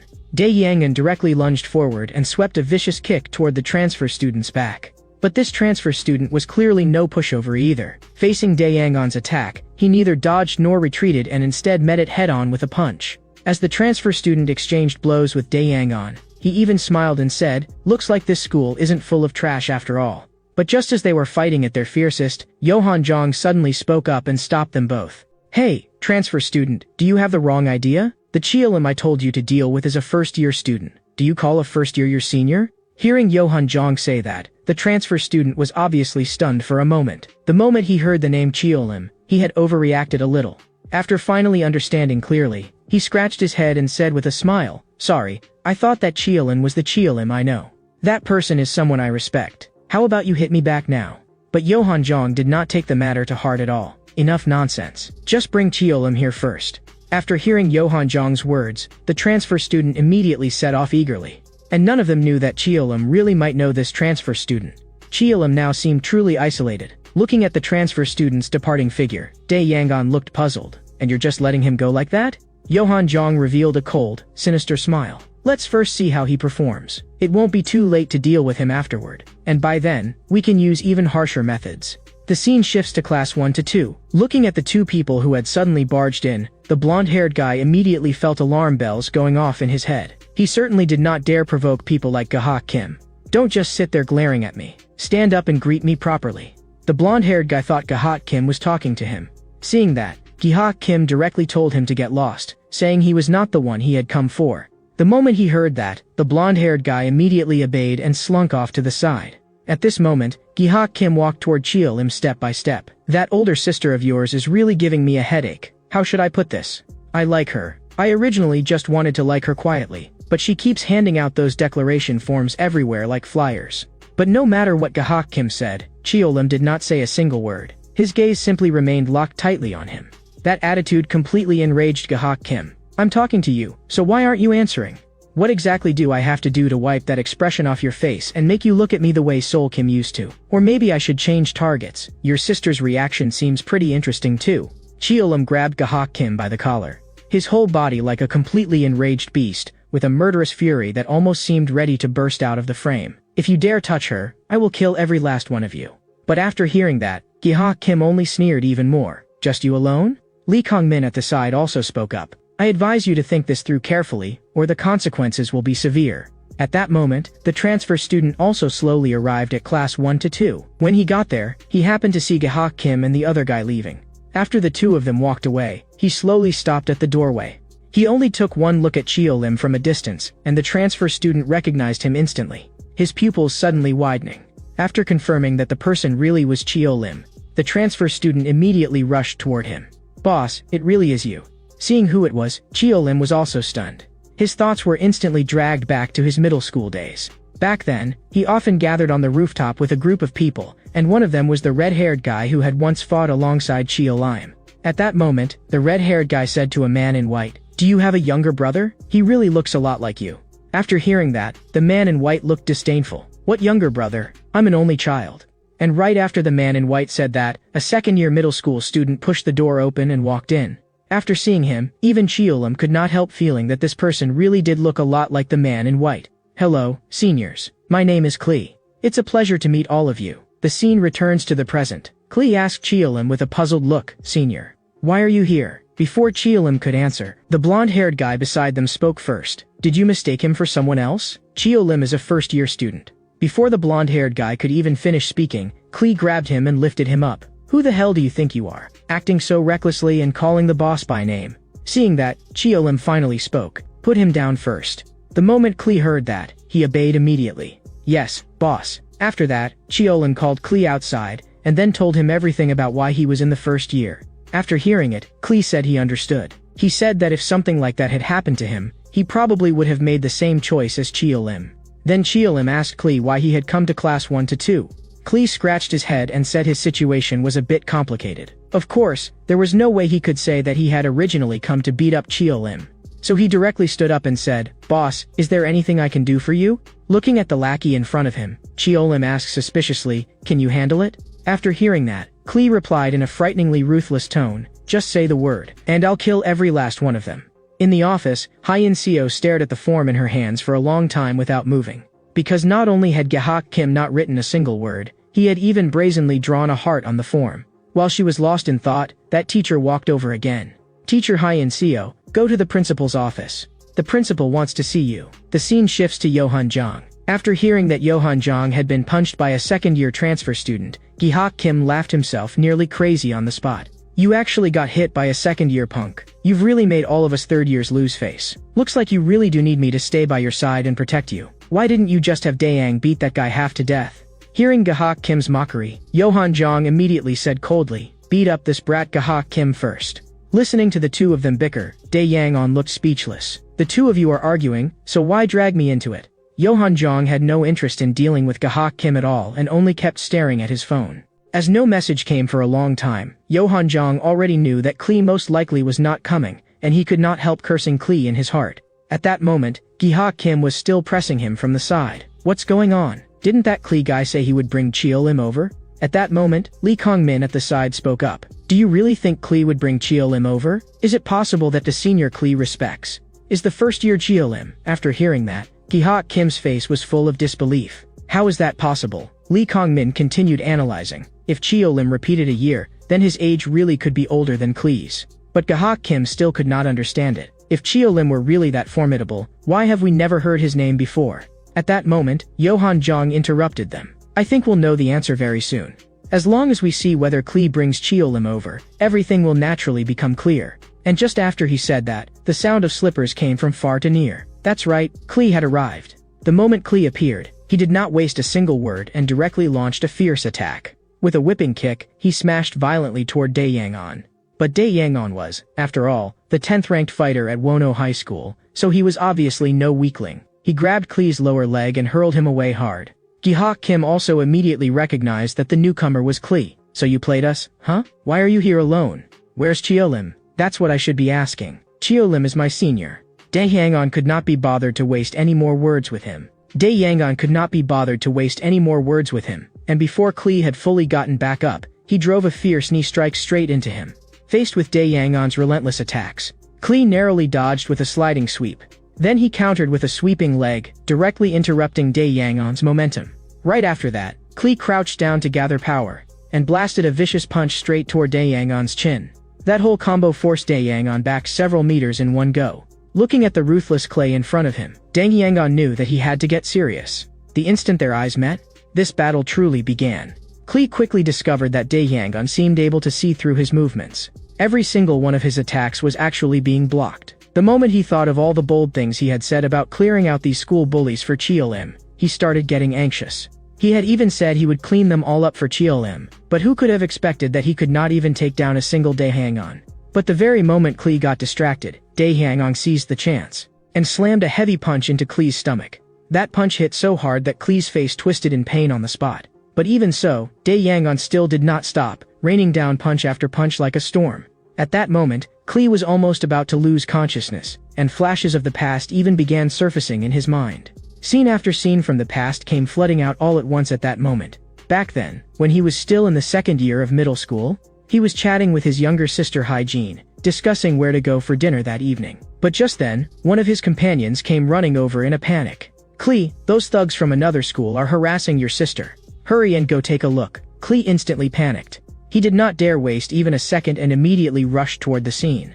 But when he arrived, he found that his sister Hyejin was standing there completely unharmed. He hurried over. Hyejin, are you okay? What exactly happened? I'm fine. That older brother saved me. That's right, the one who stepped in to save her was Cheo Lim. At Cheo Lim's feet, a whole group of thugs was already lying on the ground.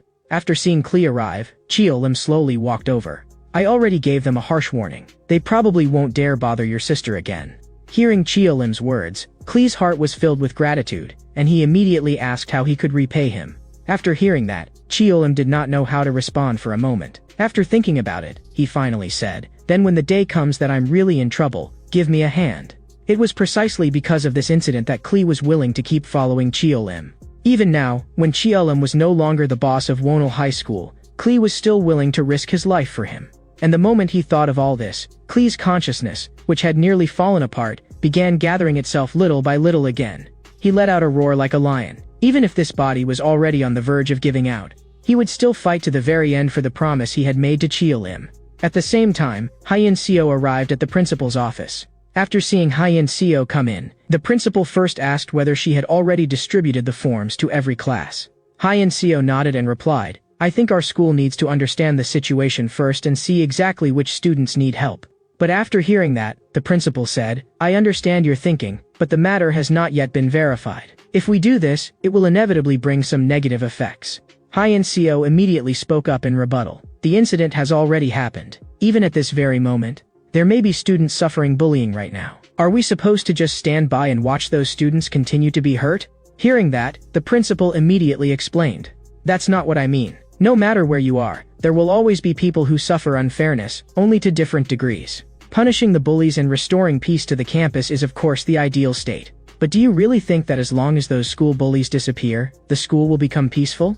Maybe once the old ones fall, new ones will soon take their place. You've only just arrived here, so you may not understand yet. Our school is far more complicated than you think. If the students join together and fill out the forms recklessly, some innocent people may instead end up receiving unjust punishment because of it. When that happens, who will take responsibility? When your sense of justice goes too far, it becomes meddling. Hearing the principal's words, Hyeon-seo found herself unable to say anything for a moment. The principal continued, I know you and Sol Kim came from the same orphanage, but Sol Kim is already gone. What you need now, I think, is to calm down, reflect carefully, and not act on impulse. If you really want to push for disciplinary action, then I hope you will bring evidence, not just suspicion. Klee exploded with every ounce of strength in his body, wanting to clash with Daehang one last time. But his body was already too badly injured, and the force behind this blow was no longer as sharp as it had been at the beginning. Dae-Yang-on merely shifted to the side, and easily dodged it. Looking at Dae-Yang-on, who had suddenly appeared behind him, Klee's eyes were filled with disbelief. But what came in the next second was Dae-Yang-on's extremely heavy punch, and that punch completely shattered Klee's ability to keep fighting. Although he had already sent Klee to cause trouble for those people, Cheolim still could not let go of the matter with Kahak Kim. His heart remained torn. He wanted to keep the promise between himself and his older sister Hyeon-seo, but he was also afraid that something might really happen to Hyeon-seo. The best option right now was to go talk to Hyeon-seo first. Thinking this, he started walking toward Hyeon-seo's office. But just then, he suddenly heard Hyeon-seo's voice. Following the sound, he discovered that Hyeon-seo was standing in front of two students, one of whom had an arm around the other student's neck. The moment she saw this, Hyeon-seo visibly tensed up. She was so afraid of bullying happening right in front of her again that she hurried forward to stop them. But the two students explained that they were only messing around. Hyeon-seo simply could not believe it. How could one person grabbing another by the neck possibly be called playing around? Hyeon-seo did not believe them at all. She only felt that the bullied student was making excuses for himself. But the two students were also somewhat dumbfounded. They really had just been fooling around, yet this teacher refused to believe them no matter what. That student immediately grew anxious and quickly asked his friend to say something too. Seeing that, the friend also hurriedly explained that they really were very good friends and often joked around like that. Listening to the two of them explain, Hyeon-seo did not know what to say for a moment. She worried that the other student was afraid of retaliation and therefore did not dare tell the truth, so she questioned them again. Only after receiving another firm answer did Hyeon-seo half-reluctantly stop pursuing the matter, though before leaving, she still reminded the two of them to be more careful in the future. Cheolim, hidden in the corner, heard everything that happened there clearly. Just then, Baek Sung-hyeon suddenly appeared at the end of the hallway and happened to run into Cheolim, who was deep in thought. After that, the two found a quiet place, and Cheolim had many things he wanted to talk over with Baek Sung-hyeon. Hearing that Cheolim had taken the initiative to talk to him, Baek Sung-hyeon was clearly a little surprised, because Cheolim had always given people the feeling of being unapproachable. But in fact, even if Cheolim said nothing, Baek Sung-hyeon already knew what was troubling him. Baek Sung-hyeon looked quiet and taciturn, but his mind was very clear. Besides, he had previously heard the conversation between Cheolim and Hyeon-seo with his own ears. Baek Sung-hyeon understood Cheolim's current actions very well, because if there really were a teacher like Hyeon-seo in the school, then for everyone like Sol Kim, it would be a kind of salvation. Not everyone has an older brother like Cheolim. After hearing Baek Sung-hyeon's words, Cheolim's face showed little reaction. He said word by word, but Sol Kim was not saved. In fact, that sentence alone made it clear that Cheolim had never really let it go. He still wanted to personally settle accounts with those school bullies through violence, but Hyeon-seo's appearance had stopped him in his tracks. There was no way he could ignore his older sister's words. But even if he really decided not to listen, if Hyeon-seo stood in his way again when the time came, then what could he do? So the current Cheolim was truly trapped. Hearing this, Baek Sung-hyeon continued to comfort him. I also hope that those who bullied Sol Kim will all get what's coming to them in the end, repaid in their own way. I think anyone who has ever been bullied would want to personally take revenge on those school bullies. Listening to Baek Sung-hyeon's words, Cheolim said in a low voice, is there really no way to make all of this come true? But Baek Sung-hyeon had no answer either. If you truly cannot change the situation in front of you, then maybe trying to trust the teacher is also one way. Cheolim frowned even more deeply. More than ever, he wanted to find an answer, but unfortunately, Baek Sung-hyeon could not help him either. Hyeon-seo returned to the office. Hyeon-seo returned to the office. She had just been scolded by the principal, and then turned around and experienced that scene in the hallway, leaving her whole mood visibly low. Looking at the forms on the desk, she began struggling inwardly. The principal's words from earlier seemed to still echo in her ears. Although she knew that the principal was not entirely right, faced with the pressure from her superior, she still did not know how to argue back for the moment. As she thought, she casually picked up one of the forms. But the instant she saw what was written on it, her pupils suddenly contracted, as if she had discovered something extremely serious. The scene shifts to Klee. Klee had already been completely beaten to the ground. Gi-hak Kim looked down at Klee on the floor and said with a face full of disdain, "You came charging over all aggressively. I thought you were actually capable of something, but this is all you've got. You're not even worth me making a move myself." Listening to Gi-hak Kim's mocking sarcasm behind him, Klee still could not help turning back to curse at him. Seeing that Klee still had the strength to talk back, Dae Yangon charged up again, and viciously kicked him in the chin. But that kick was still not the end of it, as if he were afraid Klee might still get back up and fight back. Dae Yangon then brutally kicked Klee again and again without mercy while he was lying on the ground. Judging by those heavy blows one after another, that was definitely enough to leave Klee bedridden for days. Just then, Yoon Gyu-min, ranked 9th at Wono High School, and Choi Sung-min, ranked 5th, walked over. The moment he saw the two of them appear, Gi-hak Kim immediately excitedly told Yoon Gyu-min that he had just learned some explosive news. But before Gi-hak Kim could even speak, Lee Kong-min beside him had already said it first. "We suspect that Cheol-in might be a repeat student. If he had not dropped out back then, he would probably be in the same grade as us now." Watching Lee Kong-min steal all his lines, watching Lee Kong-min steal all his credit, Gi-hak Kim got so angry that he jumped on the spot. But while the group was still talking, another voice suddenly rang out. "What are you doing?" Everyone turned around to look, and no one had expected it. The person who had come was actually Hyeon-seo. At that moment, Hyeon-seo was glaring at them furiously. She had clearly witnessed Dae Yangon brutally beating Klee with her own eyes, and she was even holding up her phone and recording. To be honest, Hyeon-seo's reaction this time was not slow. At least she had not been completely blinded by anger and knew to use her phone to collect evidence first. As for why she had found this place, it was most likely related to the form she had just seen. But if you say she was calm, she knew to record evidence. If you say she was not calm, she actually dared to come here alone. Not one of these school bullies would truly respect her. If this group completely lost control and rushed over to snatch the phone, or even did something worse to her, no one could guarantee what the outcome would be. After all, these people were not ordinary thugs at all. They had already driven Sol Kim to jump off a building, yet they could still stand here completely unharmed. That alone was enough to show that there was definitely nothing simple about the forces behind them. Sure enough, after seeing Hyeon-seo recording, they were not flustered in the slightest. Gi-hak Kim was the first to walk over. "Teacher Hyeon-seo, you really don't know what it means to give up."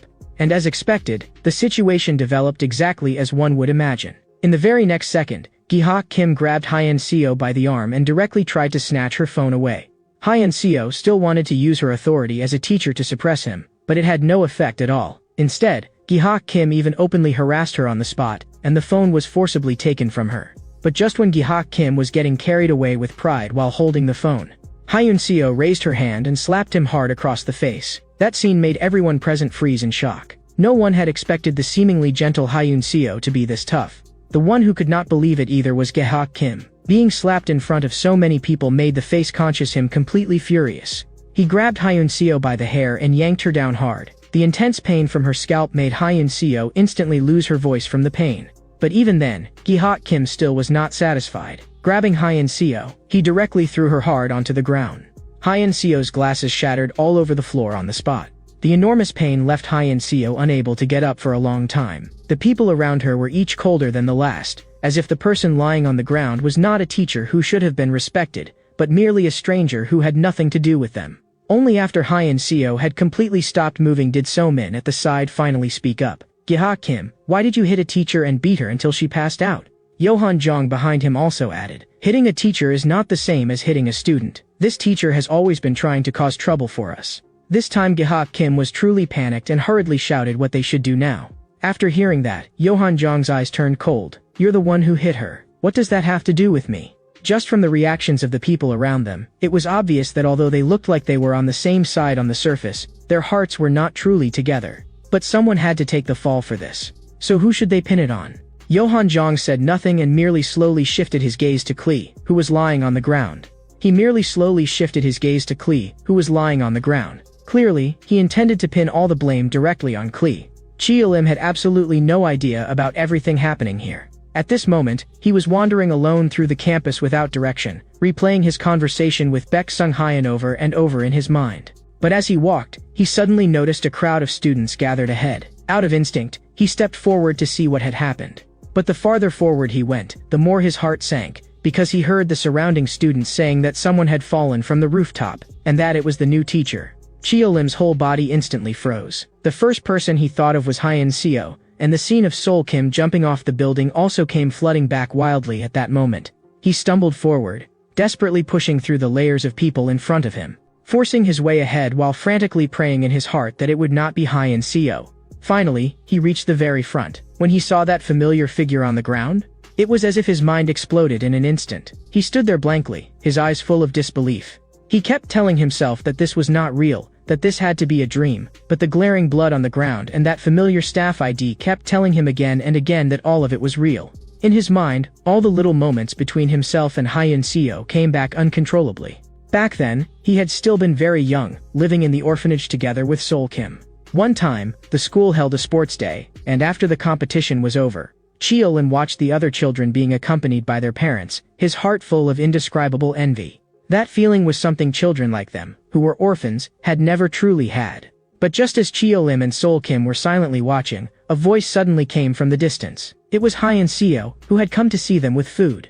The moment they saw Hyun Seo suddenly appear, Chia-Lim and Sol Kim were instantly overjoyed, and ran straight toward her. Hyun Seo's appearance gave Chia-Lim some of the very few moments of warmth in his life. And it was precisely at that time that Chia-Lim had already secretly sworn in his heart that he would definitely protect Hyun Seo. Chia-Lim sat outside the emergency room, his eyes completely hollow. Looking at the glaring red light above the emergency room, the pain in Chia-Lim's heart was beyond words. Not long ago, he had just lost Sol Kim, and now Hyun Seo had fallen too. He felt as if the whole world was driving him toward collapse. He began blaming himself madly, blaming himself for not being able to protect Hyun Seo. If he could, he would even have been willing to trade his own life for lifelong safety for Sol Kim and Hyun Seo. And just at that moment, the doctor pushed the door open and came out. Hearing the movement, Chia-Lim immediately stood up. "I'm Hyun Seo's younger brother. How is my sister now?" What the doctor said next made him breathe a sigh of relief, yet also plunged him back into despair. Fortunately, she was brought in time, so her condition is not at its most critical. That in itself is already something of a miracle. The fact that she survived the fall from such a height likely had a lot to do with that patch of bushes, but the impact to her cervical spine was extremely severe, so she will very likely be paralyzed from the neck down. Chia-Lim's eyes widened violently. He simply could not believe that what he had heard was real. He knew very well that Hyun Seo had always been such a proud person. If she learned that she was paralyzed, how could she possibly accept it? So Chia-Lim immediately asked whether there was still any possibility of recovery, but the doctor had no way to give a clear answer and could only say that the patient was still unconscious and that everything would have to wait until she woke up to be judged. At present, Hyun Seo was still in the intensive care unit, and Chia-Lim had no way to visit her for the time being. He would have to wait until she was transferred to a regular ward, so Chia-Lim could only leave the hospital first.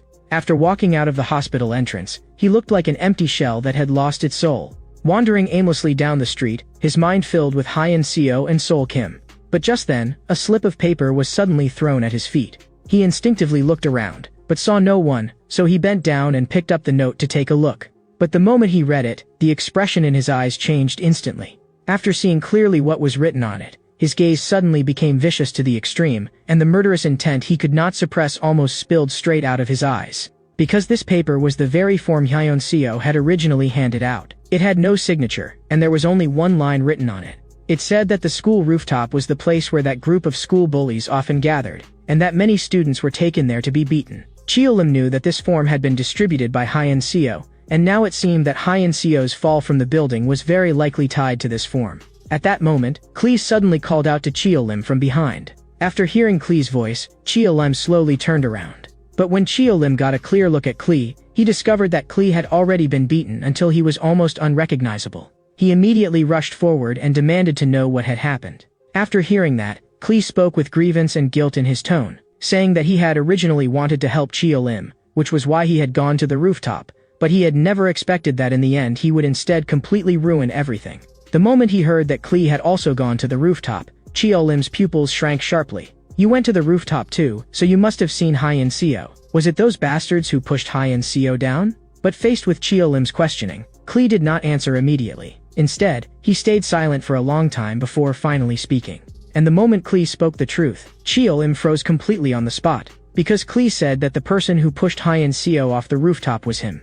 It was as if Chio Lim had been struck by lightning on the spot. His whole body stiffened, and for a long time he could not say a single word. After he fully understood Klee's words, the anger in Chio Lim's heart finally exploded completely. He grabbed Klee by the throat and directly lifted him up. At that moment, Chio Lim truly intended to kill him.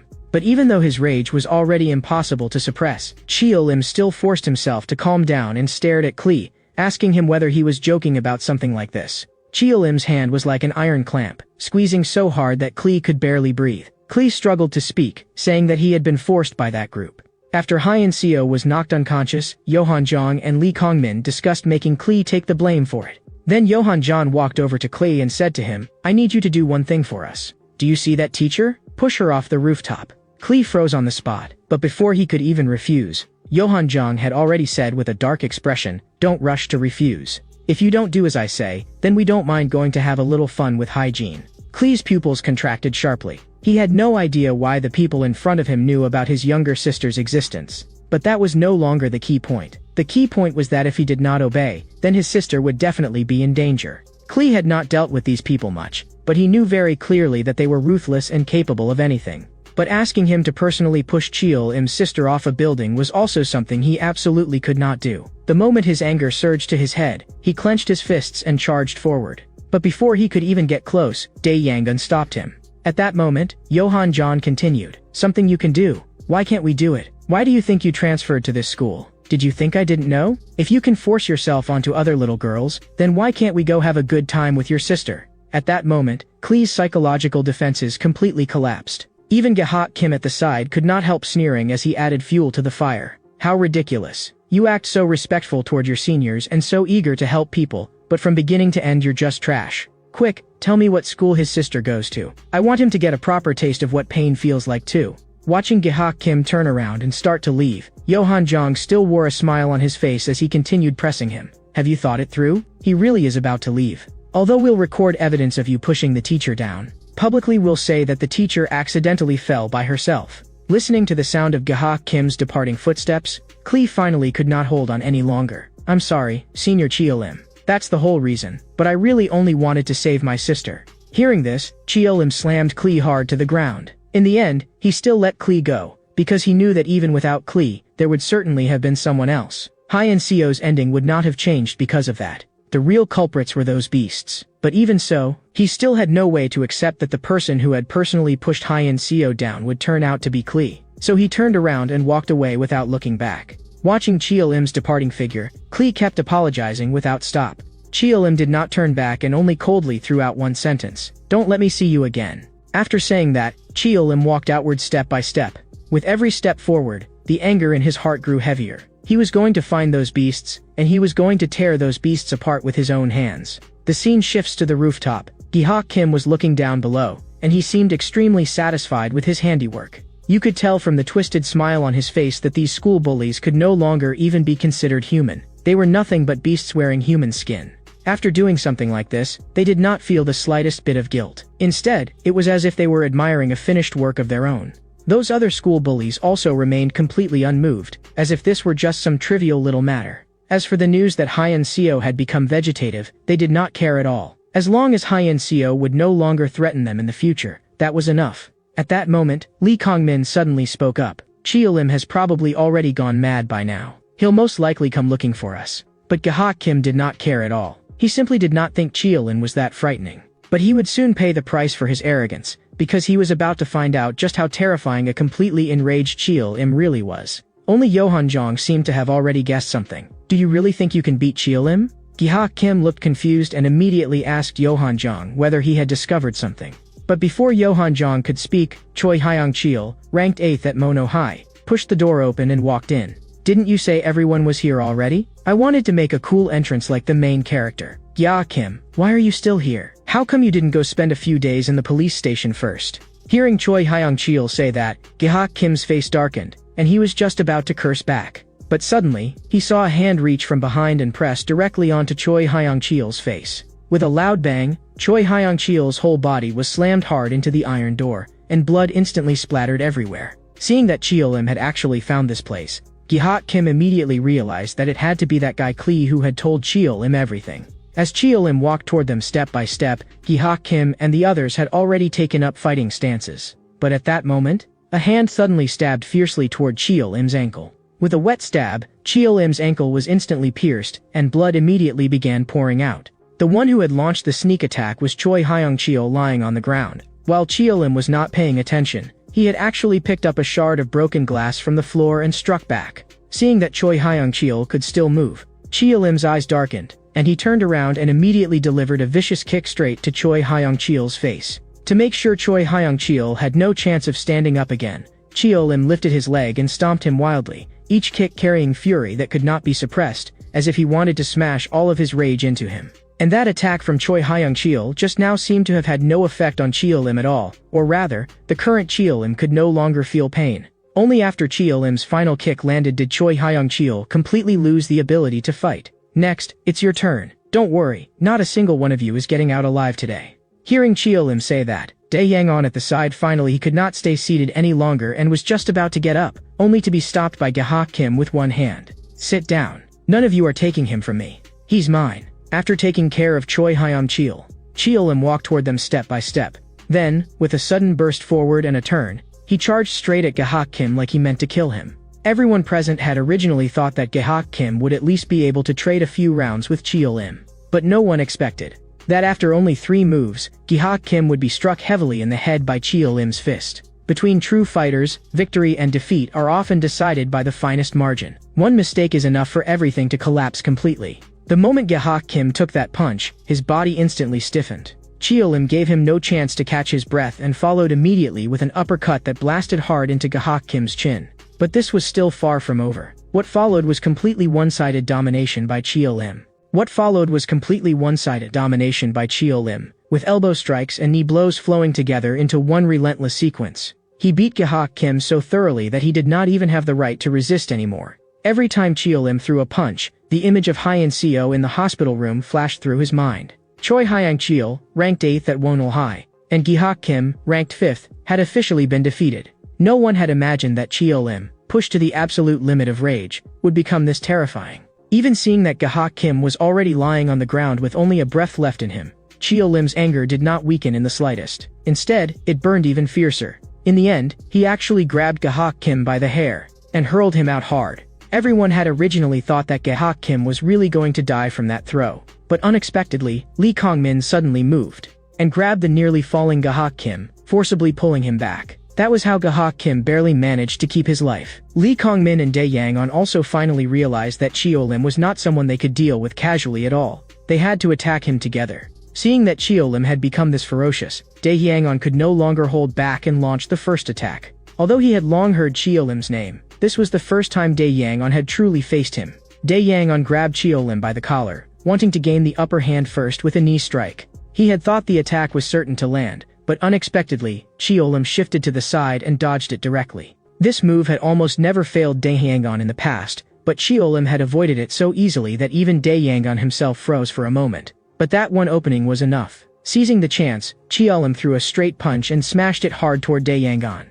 The punch was fast, ruthless, and accurate. Dae Yang-on had no time to react and could only take it head-on. The enormous force instantly blasted Dae Yang-on away, and he only barely stopped after rolling all the way to Gi-hak Kim's side. Cheol-im, who had originally still looked down on Dae Yang-on a little, completely put that slight contempt away at this moment. He knew that from here on, he had to go all out. Otherwise, what had just happened to Choi Hyung-cheol and Gi-hak Kim could become his own fate at any time. But just as Cheol-im was about to continue pressing the attack, he suddenly felt a gust of force coming from behind. He immediately ducked, just barely avoiding Lee Kong-min's sneak attack. This time, it was Lee Kong-min who was stunned. This monster Cheol-im had reactions so fast it was as if he had eyes on the back of his head. Was even a sneak attack useless against him? But in a fight, there is no time to stand there in shock, because in the very next second, Cheol-im was already lunging at him. Cheol-im moved at a terrifying speed and directly clamped a hand around Lee Kong-min's throat, then smashed him hard into the ground. The horrifying force shook Lee Kongmin so violently that it felt as if his organs were about to split apart, and blood instantly sprayed from his mouth. Right after that, Chia Lim raised his fist and slammed it down hard at Lee Kongmin.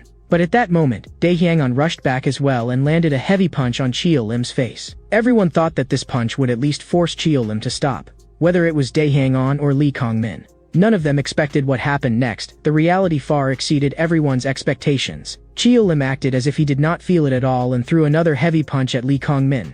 No matter how Dae Hyang-on hit him, Chia Lim simply would not let go. Punch after punch, Lee Kongmin's face was instantly battered until it was covered in blood. Everyone at the scene was dumbstruck. No one had expected that Chia Lim would not only be absurdly strong, but also able to withstand this much. In his berserk state, Chia Lim was truly terrifying. No wonder he had once been the boss. Seeing that Chia Lim still refused to stop, Dae Hyang-on, shocked, continued attacking and directly turned his body to throw a full power punch. He wanted to use this blow to completely take Chia Lim down. But in the next second, his fist hit nothing but air. Chia Lim had already disengaged from Lee Kongmin. Chia Lim was ruthless, but he was not stupid. If Dae Hyang-on's punch had landed cleanly on the back of his head, then no matter how strong he was, he would definitely have lost the ability to fight instantly, because the back of the head is the most fragile part of the human body. At this moment, Chia Lim leaped high into the air, and before Dae Hyang-on could regain his bearings, he smashed a punch hard into Dae Hyang-on's face. Then he turned and followed up with a kick, but Dae Hyang-on rolled away and dodged that one.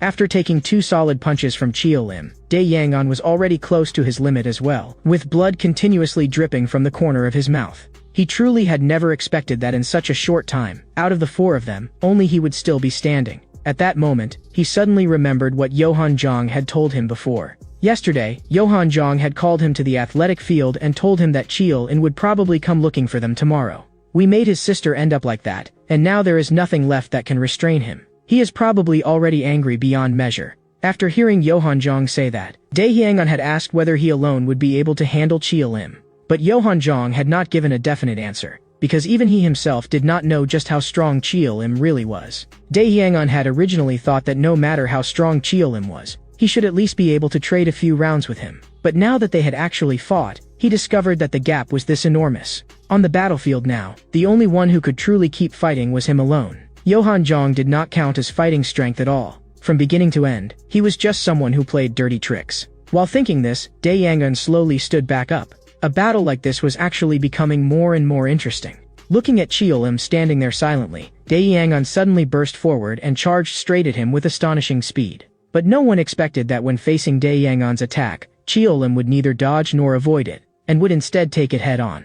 Seeing that Chia Lim still did not move, Dae Hyang-on had no time to think about why Chia Lim was standing there without dodging, and directly swept a kick toward Chia Lim's ankle, the exact place where Chia Lim had been injured at the beginning. But even when facing that kick, there was still no change at all in Chia Lim's expression. In the next second, Chia Lim moved, still as a mountain, moving like thunder. After dodging Dae Hyang-on's attack, Chia Lim grabbed him by the collar, and yanked him hard in one direction. Dae Hyang-on instantly lost his balance, and one knee slammed heavily into the ground. And before he could steady himself again, Chia Lim's fist was already blasting straight toward his face. But strangely enough, Chia Lim clearly could have continued the assault and crippled Dae Hyang-on completely. Yet Chia Lim stopped instead and let Dae Hyang-on off. And there was only one reason. Just now, Dae Hyang-on had suddenly mentioned Seol Kim. It was only after hearing the name Seol Kim that Chia Lim's attack stopped in that very instant. As he listened to Dae Hyang-on speak, some things from Seol Kim's past also began to slowly surface. That was the first time Dae Hyang-on had met Seol Kim. At that time, Seol Kim was being surrounded and bullied by a group of school thugs. From what those people were saying, Dae Hyang-on learned that they were all acting under Taeyoung's orders and came every day to take care of Seol Kim. At that time, Dae Hyang-on did not step in. He only stood to the side and watched quietly. Watching Seol Kim get bullied again and again, he even began to feel a little sympathy. So he asked Seol Kim, "Why do you only get beaten and never fight back? Why don't you resist, or at least do something? If you do nothing, none of this will ever change." Hearing Dae Hyang-on's words, Seol Kim staggered to his feet from the ground. He spoke stubbornly. "Some things can definitely be changed. I will bring all of this to an end with my own hands." Dae Hyang-on only felt it was a pity. At the time, he thought that was nothing more than an excuse Seol Kim used to cover up his own cowardice. But in fact, even back then, Seol Kim had already formed the intention to kill himself. He wanted to use his own death to bring an end to this era of school bullies running rampant.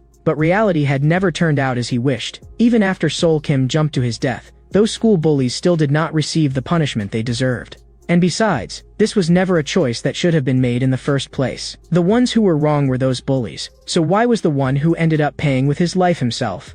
Only after saying all this did Dae Hang-un finally understand what Sol Kim had meant by those words back then. If Sol Kim were still alive now, I would apologize to him. But those words only made things worse. The more Dae Hang-un spoke, the heavier Cheol-im's anger grew. As soon as Dae Hang-un finished speaking, Cheol-im charged at him again. But no one expected that this time, Dae Hang-un actually managed to withstand Cheol-im's offensive. From the force behind Cheol-im's attacks, Dae Hang-un could clearly feel that Cheol-im's strikes had already begun to weaken. After going through such a fierce battle, Cheol-im had finally grown tired. Dae Hang-un also made up his mind to start counterattacking and to bring Cheol-im down hard. But Dae Hang-un forgot that if Cheol-im's strength had already weakened, then how much better could his own condition really be? From the very beginning until now, Cheol-im had mostly been burning through stamina. The injuries he had actually suffered were not that severe. But Dae Hang-un was completely different. From the moment he faced Cheol-im, he had been taking hits the whole time. Although he was still barely holding on now, he had long since already reached the end of his strength. Sure enough, the moment Dae Hang-un launched his counterattack, Cheol-im caught an opening and smashed a heavy punch into his face. Blood splattered instantly, and even his pupils began to lose focus. With that punch landing, Dae Hang-un completely lost the ability to continue fighting. Now, only Cheol-im and Yohanjong were left standing. Yohanjong could not help cursing inwardly. Although there was still not much expression on his face, he knew very clearly that this time he was truly finished. Looking at Yohanjong's nauseating face, the very aura around Cheol-im changed. Cheol-im had long wanted to cripple this vicious and despicable man with his own hands. After Sol Kim jumped to his death, Yohanjong and Mokyong had gone to the school athletic field to discuss how to deal with the matter. Mokyong's idea was to make everyone keep their mouths shut and never bring it up again. But Yohanjong felt that if they only relied on fear to suppress the students, things would lose control sooner or later. Standing behind them, Taisu listened to their conversation and slowly said, "Don't worry, it won't be long before I transfer schools. Once I'm gone, this matter will naturally die down little by little." Hearing Taisu's words, Yohanjong was confused. He simply could not understand why Taisu wanted to do that. If you were planning to bear the consequences alone, then why did you tell us to go bully Sol Kim in the first place? You only told us to beat him, but you yourself never personally laid a hand on him even once. Taisu did not answer that question. Instead, he asked Yohanjong, "You should still have videos of bullying Sol Kim on your side, right? In a little while, I'll give you a phone number. Send those videos there. You don't need to worry about who that number belongs to, because before long, you'll naturally find out." And now, Yohanjong did indeed know, and he had even taken a solid punch from that person. But at this moment, Cheol-im still knew nothing at all about Taisu's existence. He only believed that Yohanjong was the true mastermind. So in this moment, Cheol-im poured all of his anger onto Yohanjong. Punch after punch, he smashed hard into Yohanjong's head. At this moment, Cheol-im seemed completely unable to feel fatigue, his fists falling non-stop as if he wanted to beat out every bit of rage inside him. Even though Yohanjong had already been beaten until his face was covered in blood, Cheol-im still did not stop. Seeing that he really was about to be beaten to death, Yohanjong finally spoke. "They all say the most terrifying people are the ones who have already lost everything. I finally understand it now. You really are terrifying now. But do you know something? Maybe you still have things left to lose. Aren't you curious why I sent you that video about Sol Kim? Once you know the truth, you'll definitely be shocked." Cheol-im grabbed Yohanjong by the hair and directly lifted him up. "Stop talking nonsense. None of that matters anymore. I'm actually very nervous too, you know? I was always afraid Sol Kim would tell you the truth. If that happened, everything would go out of control. In a certain sense, I'm a victim too." The moment Yohanjong mentioned Sol Kim again, the fire in Cheol-im's heart exploded once more, and the fist that had just stopped swung out again. "Because of you, you originally had a chance to stop all of this earlier, but now it's already too late. Sol Kim is dead, and Hyen Theo is paralyzed. In the end, the person who really deserves to be blamed is actually you. All of this happened because of your ignorance. Everything is your fault." Every word from Yohanjong was like a knife stabbing viciously into Cheol-im's heart. Even when Cheol-im told him to shut up, Yohanjong still would not stop. That mouth of his kept on talking. The utterly enraged Cheol-im could no longer hold back at last. He directly shoved his hand into Yohanjong's mouth. As Cheol-im's fingers slowly began to exert force, the corners of Yohanjong's mouth started being torn open by force. Images of Sol Kim and Hyen Theo also flashed wildly through Cheol-im's mind. A shrill scream instantly rang throughout the entire rooftop. After settling all of this, the anger in Cheol-im's heart finally seemed to have been completely burned out. Looking at Johan Zhang rolling on the ground and screaming nonstop, Lim's entire mind fell into blank emptiness. His eyes were hollow, and he did not even know what he was thinking anymore. But right at that moment, a hand suddenly pressed against Lim's face. Having relaxed for an instant, Lim had actually failed to notice someone approaching. In the next second, Lim was sent flying outright. The person who had arrived was Ji Min, ranked second at Wonil High. Looking at the 5 people already lying on the ground, even Ji Min's eyes flashed with surprise. For a moment, he could not even understand what had happened. Could it be that Lim had taken all of these people down by himself? The moment Lim saw the person who had suddenly appeared, his eyes instantly turned cold again. That hollow feeling from just now vanished without a trace in the blink of an eye. But only when the view pulled back did it become clear that almost all the school bullies had arrived. Standing in the middle was Ma Qiang, ranked first at Wonil High. On the right was Choi Sung-min, ranked 5th. The 2 on the left were Hae Gun, ranked 3rd, and Yoon Min, ranked 9th. Looking at Lim on the other side, Ma Qiang spoke first. "Hey, do you still have the strength to fight?" Before Lim could answer, the school bullies suddenly parted and made a path. A figure slowly came into everyone's view. The one who had arrived was Taisu, the boss of Wonil High, and the mastermind who had ordered everyone to bully Sol Kim. But the moment Lim saw clearly who it was, he froze completely, his eyes filled with disbelief.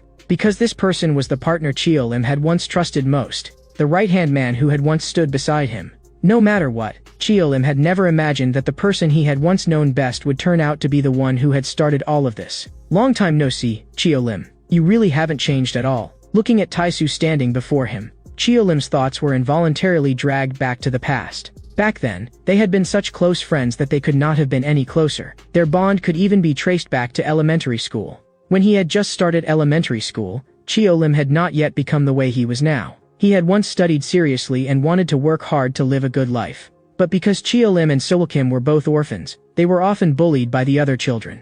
And back then, it was also at that time that Lim and Sol Kim began walking down 2 completely different paths. When faced with bullying from classmates, Sol Kim chose to tell the teacher everything, hoping the teacher would stop it from continuing. But Lim felt that he had to do something himself, or things would only get worse and worse. But after hearing Lim's thoughts, Sol Kim seriously tried to persuade him. "My sister said that if you respond to violence with violence, then in the end you'll become the same kind of person they are, and revenge will only bring new revenge." Although Lim did not agree with what Sol Kim said, at that time, he still held himself back and did not strike immediately. But sure enough, it did not take long, because Sol Kim had told the teacher what happened. What awaited him was not an end, but even fiercer retaliation. Sol Kim's desk was scribbled all over in a complete mess. After school, Lim had just walked out of the school gate when he heard a disturbance coming from a corner. When he looked over, he discovered that Sol Kim was being surrounded and beaten by a group of people, and even his glasses had been knocked onto the ground. Seeing Sol Kim beaten so badly that he could not even open his eyes, Lim completely exploded in anger and rushed at that group in a single stride. At that time, he did not care at all about the difference in numbers, and he did not care about the odds of winning or losing either. There was only one thing in his mind: save Sol Kim and hit them back hard. It was also that battle that completely began Lim's fighting life. From then on, he was either fighting or on the way to a fight. It was also in a later conflict that he came to know Taisu. That time, Lim was being ganged up on by a group of students and could not spare any attention to look after Sol Kim. The result, of course, came as no surprise. Sol Kim was beaten again, and Taisu was the one who appeared at that moment. The moment Taisu showed up, he first saved Sol Kim, and then together with Lim, he beat that group of students to the ground. When Lim first met Taisu, he was still the kind of person who was quiet and cold. But as time passed little by little, Lim, Sol Kim, and Taisu gradually became almost inseparable friends. Looking at his former companion now standing on the opposite side, Lim's eyes were full of disbelief. And at this moment, Lim had still not truly realized that Taisu was the mastermind behind everything. He spoke in a low voice. "Taisu, why are you here?" But when Taisu said that this had originally been the school he used to attend, Lim only grew more confused. If Taisu had once been at this school, then he should have seen Sol Kim before. So why had Taisu never once stepped in to help him when Sol Kim was being bullied? But after Lim asked that question out loud, the answer Taisu gave left him completely stunned. Because Taisu personally admitted that everything had been arranged by him. Whether it was the bullying Sol Kim suffered at school or the video later sent to Lim's phone, all of it had been arranged by him alone. Lim simply could not accept why the person who had once stood shoulder to shoulder with him would do something like this. The image of Sol Kim falling from the building, the scene of Hye and Seo being pushed down, the things Yuzyong had said, and the things Johan Jong had left unsaid all flashed wildly through Cheol Im's mind at this moment. It was as if Cheol Im was asking himself, and also questioning Taisu, was all of this really done by you? And when Taisu once again gave an affirmative answer without the slightest hesitation, Cheol Im finally lost control completely. His blue eyes seemed to light up all at once, and he burst forward, lunging straight at Taisu. But when faced with Cheol Im's charge, Tyson did not move at all. Because he did not need to make a move personally. The people at his side had already stopped Cheol Im first. Jiaimin grabbed Cheol Im's clothes from behind, while Ma Qiang smashed a vicious punch directly into Cheol Im's face, and the force behind it was astonishing. As Ma Qiang's heavy punch came crashing down, Cheol Im was blasted several meters away on the spot. Before Cheol Im could even catch his breath, Ma Qiang's second wave of attacks had already come after him.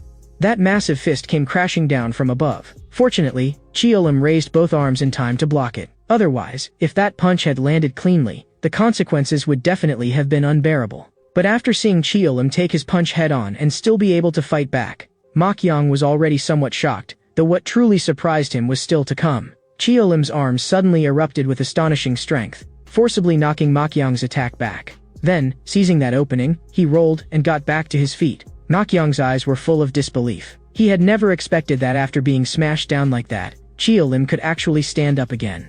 In the next second, Cheol Im burst forward and lunged violently at Ma Qiang, trying to take him straight down. But just when Ma Qiang's body had already begun to lose balance and looked close to falling, he still managed to plant himself firmly by relying on the strength of his lower body. Feeling the terrifying strength coming from Ma Qiang's legs, even Cheol Im had to admit that this guy's physical power was unbelievably great. Watching the fight between the two, Hae-gun at the side could not help asking Taisu whether Ma Qiang could actually beat Cheol Im. But just as Taisu was about to answer, a voice suddenly came from behind them. "What are all of you doing gathered here?" The people who had arrived were Kong Jinyang of Hanjin High School and Yeo Minhyuk of Hanjin High School. Hanjin High School was the school Taisu had transferred to later, and these two were the new friends he had met there. Yeo Minhyuk slowly walked over to Taisu's side. "You came all the way back to this school just for this guy?" And at this moment, the fight between Cheol Im and Ma Qiang had already reached its fiercest point. Cheol Im was hugging Ma Qiang tightly, desperately trying to throw him down. But Ma Qiang was also continuously smashing his elbow into Cheol Im. That heavy force struck Cheol Im again and again until he could barely breathe. Finally, after the fourth heavy blow landed, Cheol Im let go. He instinctively tried to step back, but Ma Qiang seized the chance and smashed a heavy punch into his face. For Cheol Im, who was already close to his limit, this blow was almost a fatal hit. That punch nearly made Cheol Im lose consciousness. In the instant his head turned to the side, his gaze suddenly swept over Taisu. Even now, he still could not understand why Taisu had done all this. As Cheol Im's consciousness began to waver, he suddenly remembered a conversation he had once had with Sol Kim. It had been a sunny afternoon. After Cheol Im returned to the orphanage, he found that Sol Kim had already come back first. He asked Sol Kim how things were going at the new school. Sol Kim said he was doing okay at the new school. But looking at Sol Kim's expression, it seemed like there was still something he had not said, though at the time, Cheol Im had not noticed that anything was wrong. After a long while, So Kim suddenly asked Cheol Im whether something had happened between him and Taisu. Hearing So Kim suddenly bring up Taisu, Cheol Im was also taken aback. In the next second, Cheol Im seemed to realize something and immediately pressed So Kim, asking whether Taisu was also at that school. But after hearing that, So Kim denied it in a flustered way, saying no, he had only suddenly thought of Taisu and casually asked. Back then, during middle school, Taisu really had transferred away all of a sudden without saying a single word. In response to Sol Kim's questioning, Cheol Im had only told him that he also did not know why Taisu had transferred. He had only heard that it seemed to be because of his parents, but now that you mention it, I also do think that Taisu really changed a lot back then. Even after remembering all this, Cheol Im still could not figure out what Taisu had gone through back then. But the current situation simply gave him no time to keep thinking it over. Ma Qiang drove a knee hard into Cheol Im's face. That blow completely scattered the very last bit of resistance Cheol Im had left. With a loud thud, Cheol Im crashed heavily onto the ground. Ma Qiang followed up immediately and clamped both hands around Cheol Im's throat. Cheol Im still wanted to resist, but there was not a shred of strength left in his body. Ma Qiang was in full condition right now, while Cheol Im's body had already been completely drained after going through such a brutal battle. The current Cheol Im had no way of beating Ma Qiang, not to mention that Ma Qiang still had so many people behind him. From the very beginning, this had never been a fair fight. Seeing that the battle was already nearing its end, Hae-gun sneered from the side. Because he used to be Taisu's friend, I had actually been looking forward to this, but now it seems he's nothing special. Yeo Min Hyuk at the side also added, a complete waste of time. Listening to the voices around him, Taisu never spoke. He neither refuted them nor stopped them. He only watched quietly with those cold eyes that seemed to have no warmth at all, and no one could guess what he was thinking. Feeling the pressure on his neck grow heavier and heavier, Cheolim even felt as if death was truly closing in on him. But just at that razor-thin moment between life and death, someone finally arrived. With one punch, the newcomer smashed directly into Makyang's face and forcibly saved Cheolim. Cheolim's eyes were full of disbelief. Cheolim, what the hell are you doing? How are you getting pinned down and beaten by this little brat? And Taisu, you bastard, your own people are getting bullied and you're just standing there watching? Or are you the kind of person who was never taught basic decency from the day you were born? The one who had come was none other than Nam Hyuk-jin, Cheolim's middle school companion. Looking at Nam Hyuk-jin, who had suddenly appeared, Cheolim was a little surprised and asked how he had found this place. Hearing Cheolim ask that, Nam Hyuk-jin slowly replied that someone had told him the news, and that person was Yuzeong. Clearly, almost everything Cheolim would do had already been predicted by Yuzeong. Although Yuzeong kept saying that he would no longer bother with Cheolim, in reality, he had been secretly helping him the whole time, just like a true strategist, laying down every path Cheolim needed in advance. And after hearing Yuzeong's name, Cheolim also fell silent. Clearly, even he himself had not expected that Yuzeong would keep helping him like this. At this moment, Cheolim was probably full of guilt as well, because from the very beginning, his attitude toward Yuzeong had always been cold, yet Yuzeong had never once held it against him. At that moment, Nam Hyuk-jin looked at Taisu and said, "So, Mr. Taisu, can you explain to me what exactly all of this is about?" Before Taisu could answer, Haegun said coldly from the side, "Isn't it obvious enough? That guy did something wrong, and now he's just receiving punishment. Didn't you see a whole pile of people already lying on the ground? The one who crossed the line first was Cheolim." The camera shifts to Yohan Jong. At this moment, he was still clutching his mouth and screaming in pain, looking pathetically ridiculous. Hearing Haegun's words, Nam Hyuk-jin looked full of disdain. "What line? Where exactly is this line drawn? Can you point it out to me? Was it drawn with chalk or something else? Because I don't see anything at all." As Haegun listened to Nam Hyuk-jin's words, he was just about to curse back when Nam Hyuk-jin continued. "I'll give you 5 seconds to bring Sol Kim back to life. If you can't do that, then the rest of you can go down and keep him company." Clearly, Nam Hyuk-jin already knew about Sol Kim too. Most likely Yuzeong had told him everything. As Cheolim's most trusted brother, Nam Hyuk-jin naturally also had feelings for Sol Kim. Seeing that Nam Hyuk-jin had actually started counting down, the people on the other side were so angry that they laughed. This guy had to be insane. Clearly, they did not take Nam Hyuk-jin seriously at all, because they held an absolute advantage in numbers. But they would very soon pay the price for their arrogance. Seeing Nam Hyuk-jin's attitude, Ji Min could no longer hold back and charged over with his fist swinging. But Nam Hyuk-jin merely shifted to the side and easily dodged, which was enough to show that Nam Hyuk-jin's strength was absolutely not weak. Seeing that, Haegun at the side also moved and charged at Nam Hyuk-jin with a furious shout. But what no one expected was that Nam Hyuk-jin was still continuing the countdown. Facing the attacks of the second and third-ranked fighters at the same time, he still dared to remain this calm. Either he was crazy, or he was an absolute powerhouse. As the countdown reached 0, Nam Hyuk-jin's eyes instantly turned cold, and the killing intent coming from him was enough to send chills down anyone's spine. But just as both sides were about to clash fiercely, Yohan Jong, still clutching his mouth and screaming in pain, suddenly let out an angry roar. He shouted at everyone, "Call 119 now, and stop this bullshit already." Clearly, he had truly been beaten scared, terrified that if things dragged on any longer, something really would happen. I think that if he had not been beaten into this state, he would absolutely never have allowed anyone to call an ambulance. He simply does not care whether other people live or die. Looking at Yohan Jong's mangled, blood-covered appearance, Taisu finally spoke. "Let's stop here for today. We all need to sort things out first. Once you gather everyone, we'll continue. Otherwise, it won't be interesting." Nam Hyuk-jin let out a cold laugh. "Are you sure? If everyone really gets called in, are you sure you'll be able to handle it?" In Taisu's reddened eyes shone an almost insane light. "I'll personally wipe all you trash out." Cheolim's eyes were full of coldness. He knew that this matter could no longer possibly end peacefully. As for asking Taisu again why he had done this, there was no longer any meaning in it, because Sol Kim was already dead. The only thing Cheolim had to do now was take revenge. But as he was now, he no longer had the strength to keep fighting, and if Nam Hyuk-jin alone had to deal with everyone here, it really would be too difficult. So after thinking it through, Cheolim said nothing more and turned to leave with Nam Hyuk-jin. As Chiolim passed by Taisu, he said word by word, "Don't worry, Taisu. I will kill you with my own hands and avenge Sol Kim." In the end, only Taisu and Ji Min were left on the rooftop.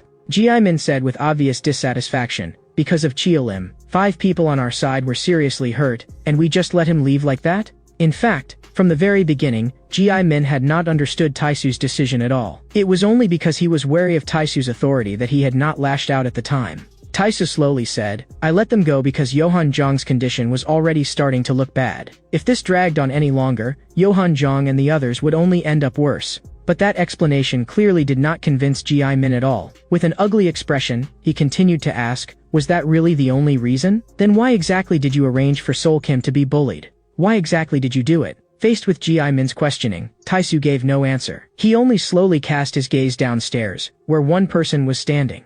That person was Baek Sung Hyan. Chiolim and Nam Hyok-jin returned to the orphanage. After his wounds were bandaged, Chiolim remained silent the whole time, constantly thinking about what he should do next to deal with Taisu. At that moment, Nam Hyok-jin spoke. "Yuzeong has already told me roughly some of what happened to you, but I still want to hear it directly from you." With a heavy expression, Chiolim slowly began to speak, telling him in complete detail everything he had personally seen, Sol Kim jumping from the building, and everything that had happened afterward. Seeing the pain on Chiolim's face that he simply could not suppress, Nam Hyok-jin said nothing more and directly pulled Chiolim outside. After a long silence, Chiolim finally asked Nam Hyok-jin what he had been doing lately. Nam Hyok-jin answered casually that, like Chiolim, after dropping out of school he had been learning new things while earning money to survive. Then Chiolim asked about their old companions, and the answer he got was that aside from Nam Hyok-jin, everyone else was still in school. At that moment, Nam Hyok-jin said, "The way Taisu has turned out now probably has a lot to do with his parents, because his parents got divorced." Chiolim was clearly stunned for a moment, completely unaware of when that had happened. Nam Hyok-jin replied, "It should have been around the time Taisu transferred schools. And it was from then on that Taisu became more and more silent." Chiolim took a deep breath. He did now know why Taisu had transferred, but he still could not understand why Taisu had chosen to target him in particular. Nam Hyok-jin told Chiolim to think more carefully. Maybe he could find some clue in something Sol Kim had said before. Chiolim began constantly recalling all the details of the past between himself and Sol Kim. As his memory slowly turned further back, Chiolim suddenly remembered something Sol Kim had once said. Sol Kim had said that during middle school, someone close to him had died. At that thought, Chiolim immediately asked Nam Hyok-jin whether he remembered that. After thinking for a moment, Nam Hyok-jin said that it did seem like something like that had happened, and that the school had apparently even conducted an investigation at the time, though he himself had not paid much attention then. Nam Hyok-jin asked Chiolim whether there were any other clues, because relying on just that one thing still gave them too little information. After hearing that, Chiolim continued, "I remember it seemed like because of that incident, Sol Kim was even scolded by Hyan Seo at the time." Listening to Chiolim's words, Nam Hyok-jin could not help beginning to suspect something. The person who died back then might really have had some kind of connection to Sol Kim, and that person just happened to also be connected to Taisu, which was why Taisu had kept targeting Sol Kim. Hearing Nam Hyok-jin's speculation, Chiolim also felt it was not entirely impossible, but the guess was still too far-fetched. After all, someone like Sol Kim could never really have done that kind of thing. But now, those things were no longer the most important. What mattered was that Taisu had personally caused Sol Kim's death. As long as they dealt with Taisu first, everything would eventually become clear. Nam Hyok-jin sighed and said, "That guy Taisu really isn't simple. By the way, how's your sister doing lately?" The moment he heard that, Chiolim's expression instantly darkened. "She's in very bad condition. Because of them, Hyan Seo is still lying in the hospital right now, and it's still unclear whether she'll live or die." Nam Hyok-jin was obviously shocked. This was the first time he had learned about Hyan Seo's current condition. He immediately pressed Chiolim for what had happened. At that point, Chiolim's face became even more pained, and those memories he had not wanted to touch were dragged out once again by force. "My sister was a teacher at that school. She wanted to correct the bullying in the school, but in the end, they turned her into this." For a moment, Nam Hyok-jin did not know how to comfort him either, and could only say in a low voice, "Then we'll turn that whole school upside down together." Seeing that Nam Hyok-jin had already made his stance clear, Chiolim did not stand on ceremony and directly asked him to go gather everyone back first. Nam Hyok-jin nodded. "No problem. That group looks like they have numbers, but really they're just a mob. Wait for my message." After saying that, Nam Hyok-jin turned and left directly. Watching Nam Hyok-jin's departing figure, Chiolim finally felt somewhat steadier inside, and at the same time he fully made up his mind. This time, no matter what, he would definitely settle things with Taisu once and for all. But before that, there was still one thing he had to do first. Meanwhile, at the hospital, a figure stood quietly outside the emergency room. He stared at the name on the patient list by the door for a long time without moving, and that person was Baek Sung-hyun. When he saw Hyun Seo's name, Baek Sung-hyun's fist suddenly clenched tightly. In the next second, he crouched down in pain, repeating "I'm sorry" over and over again.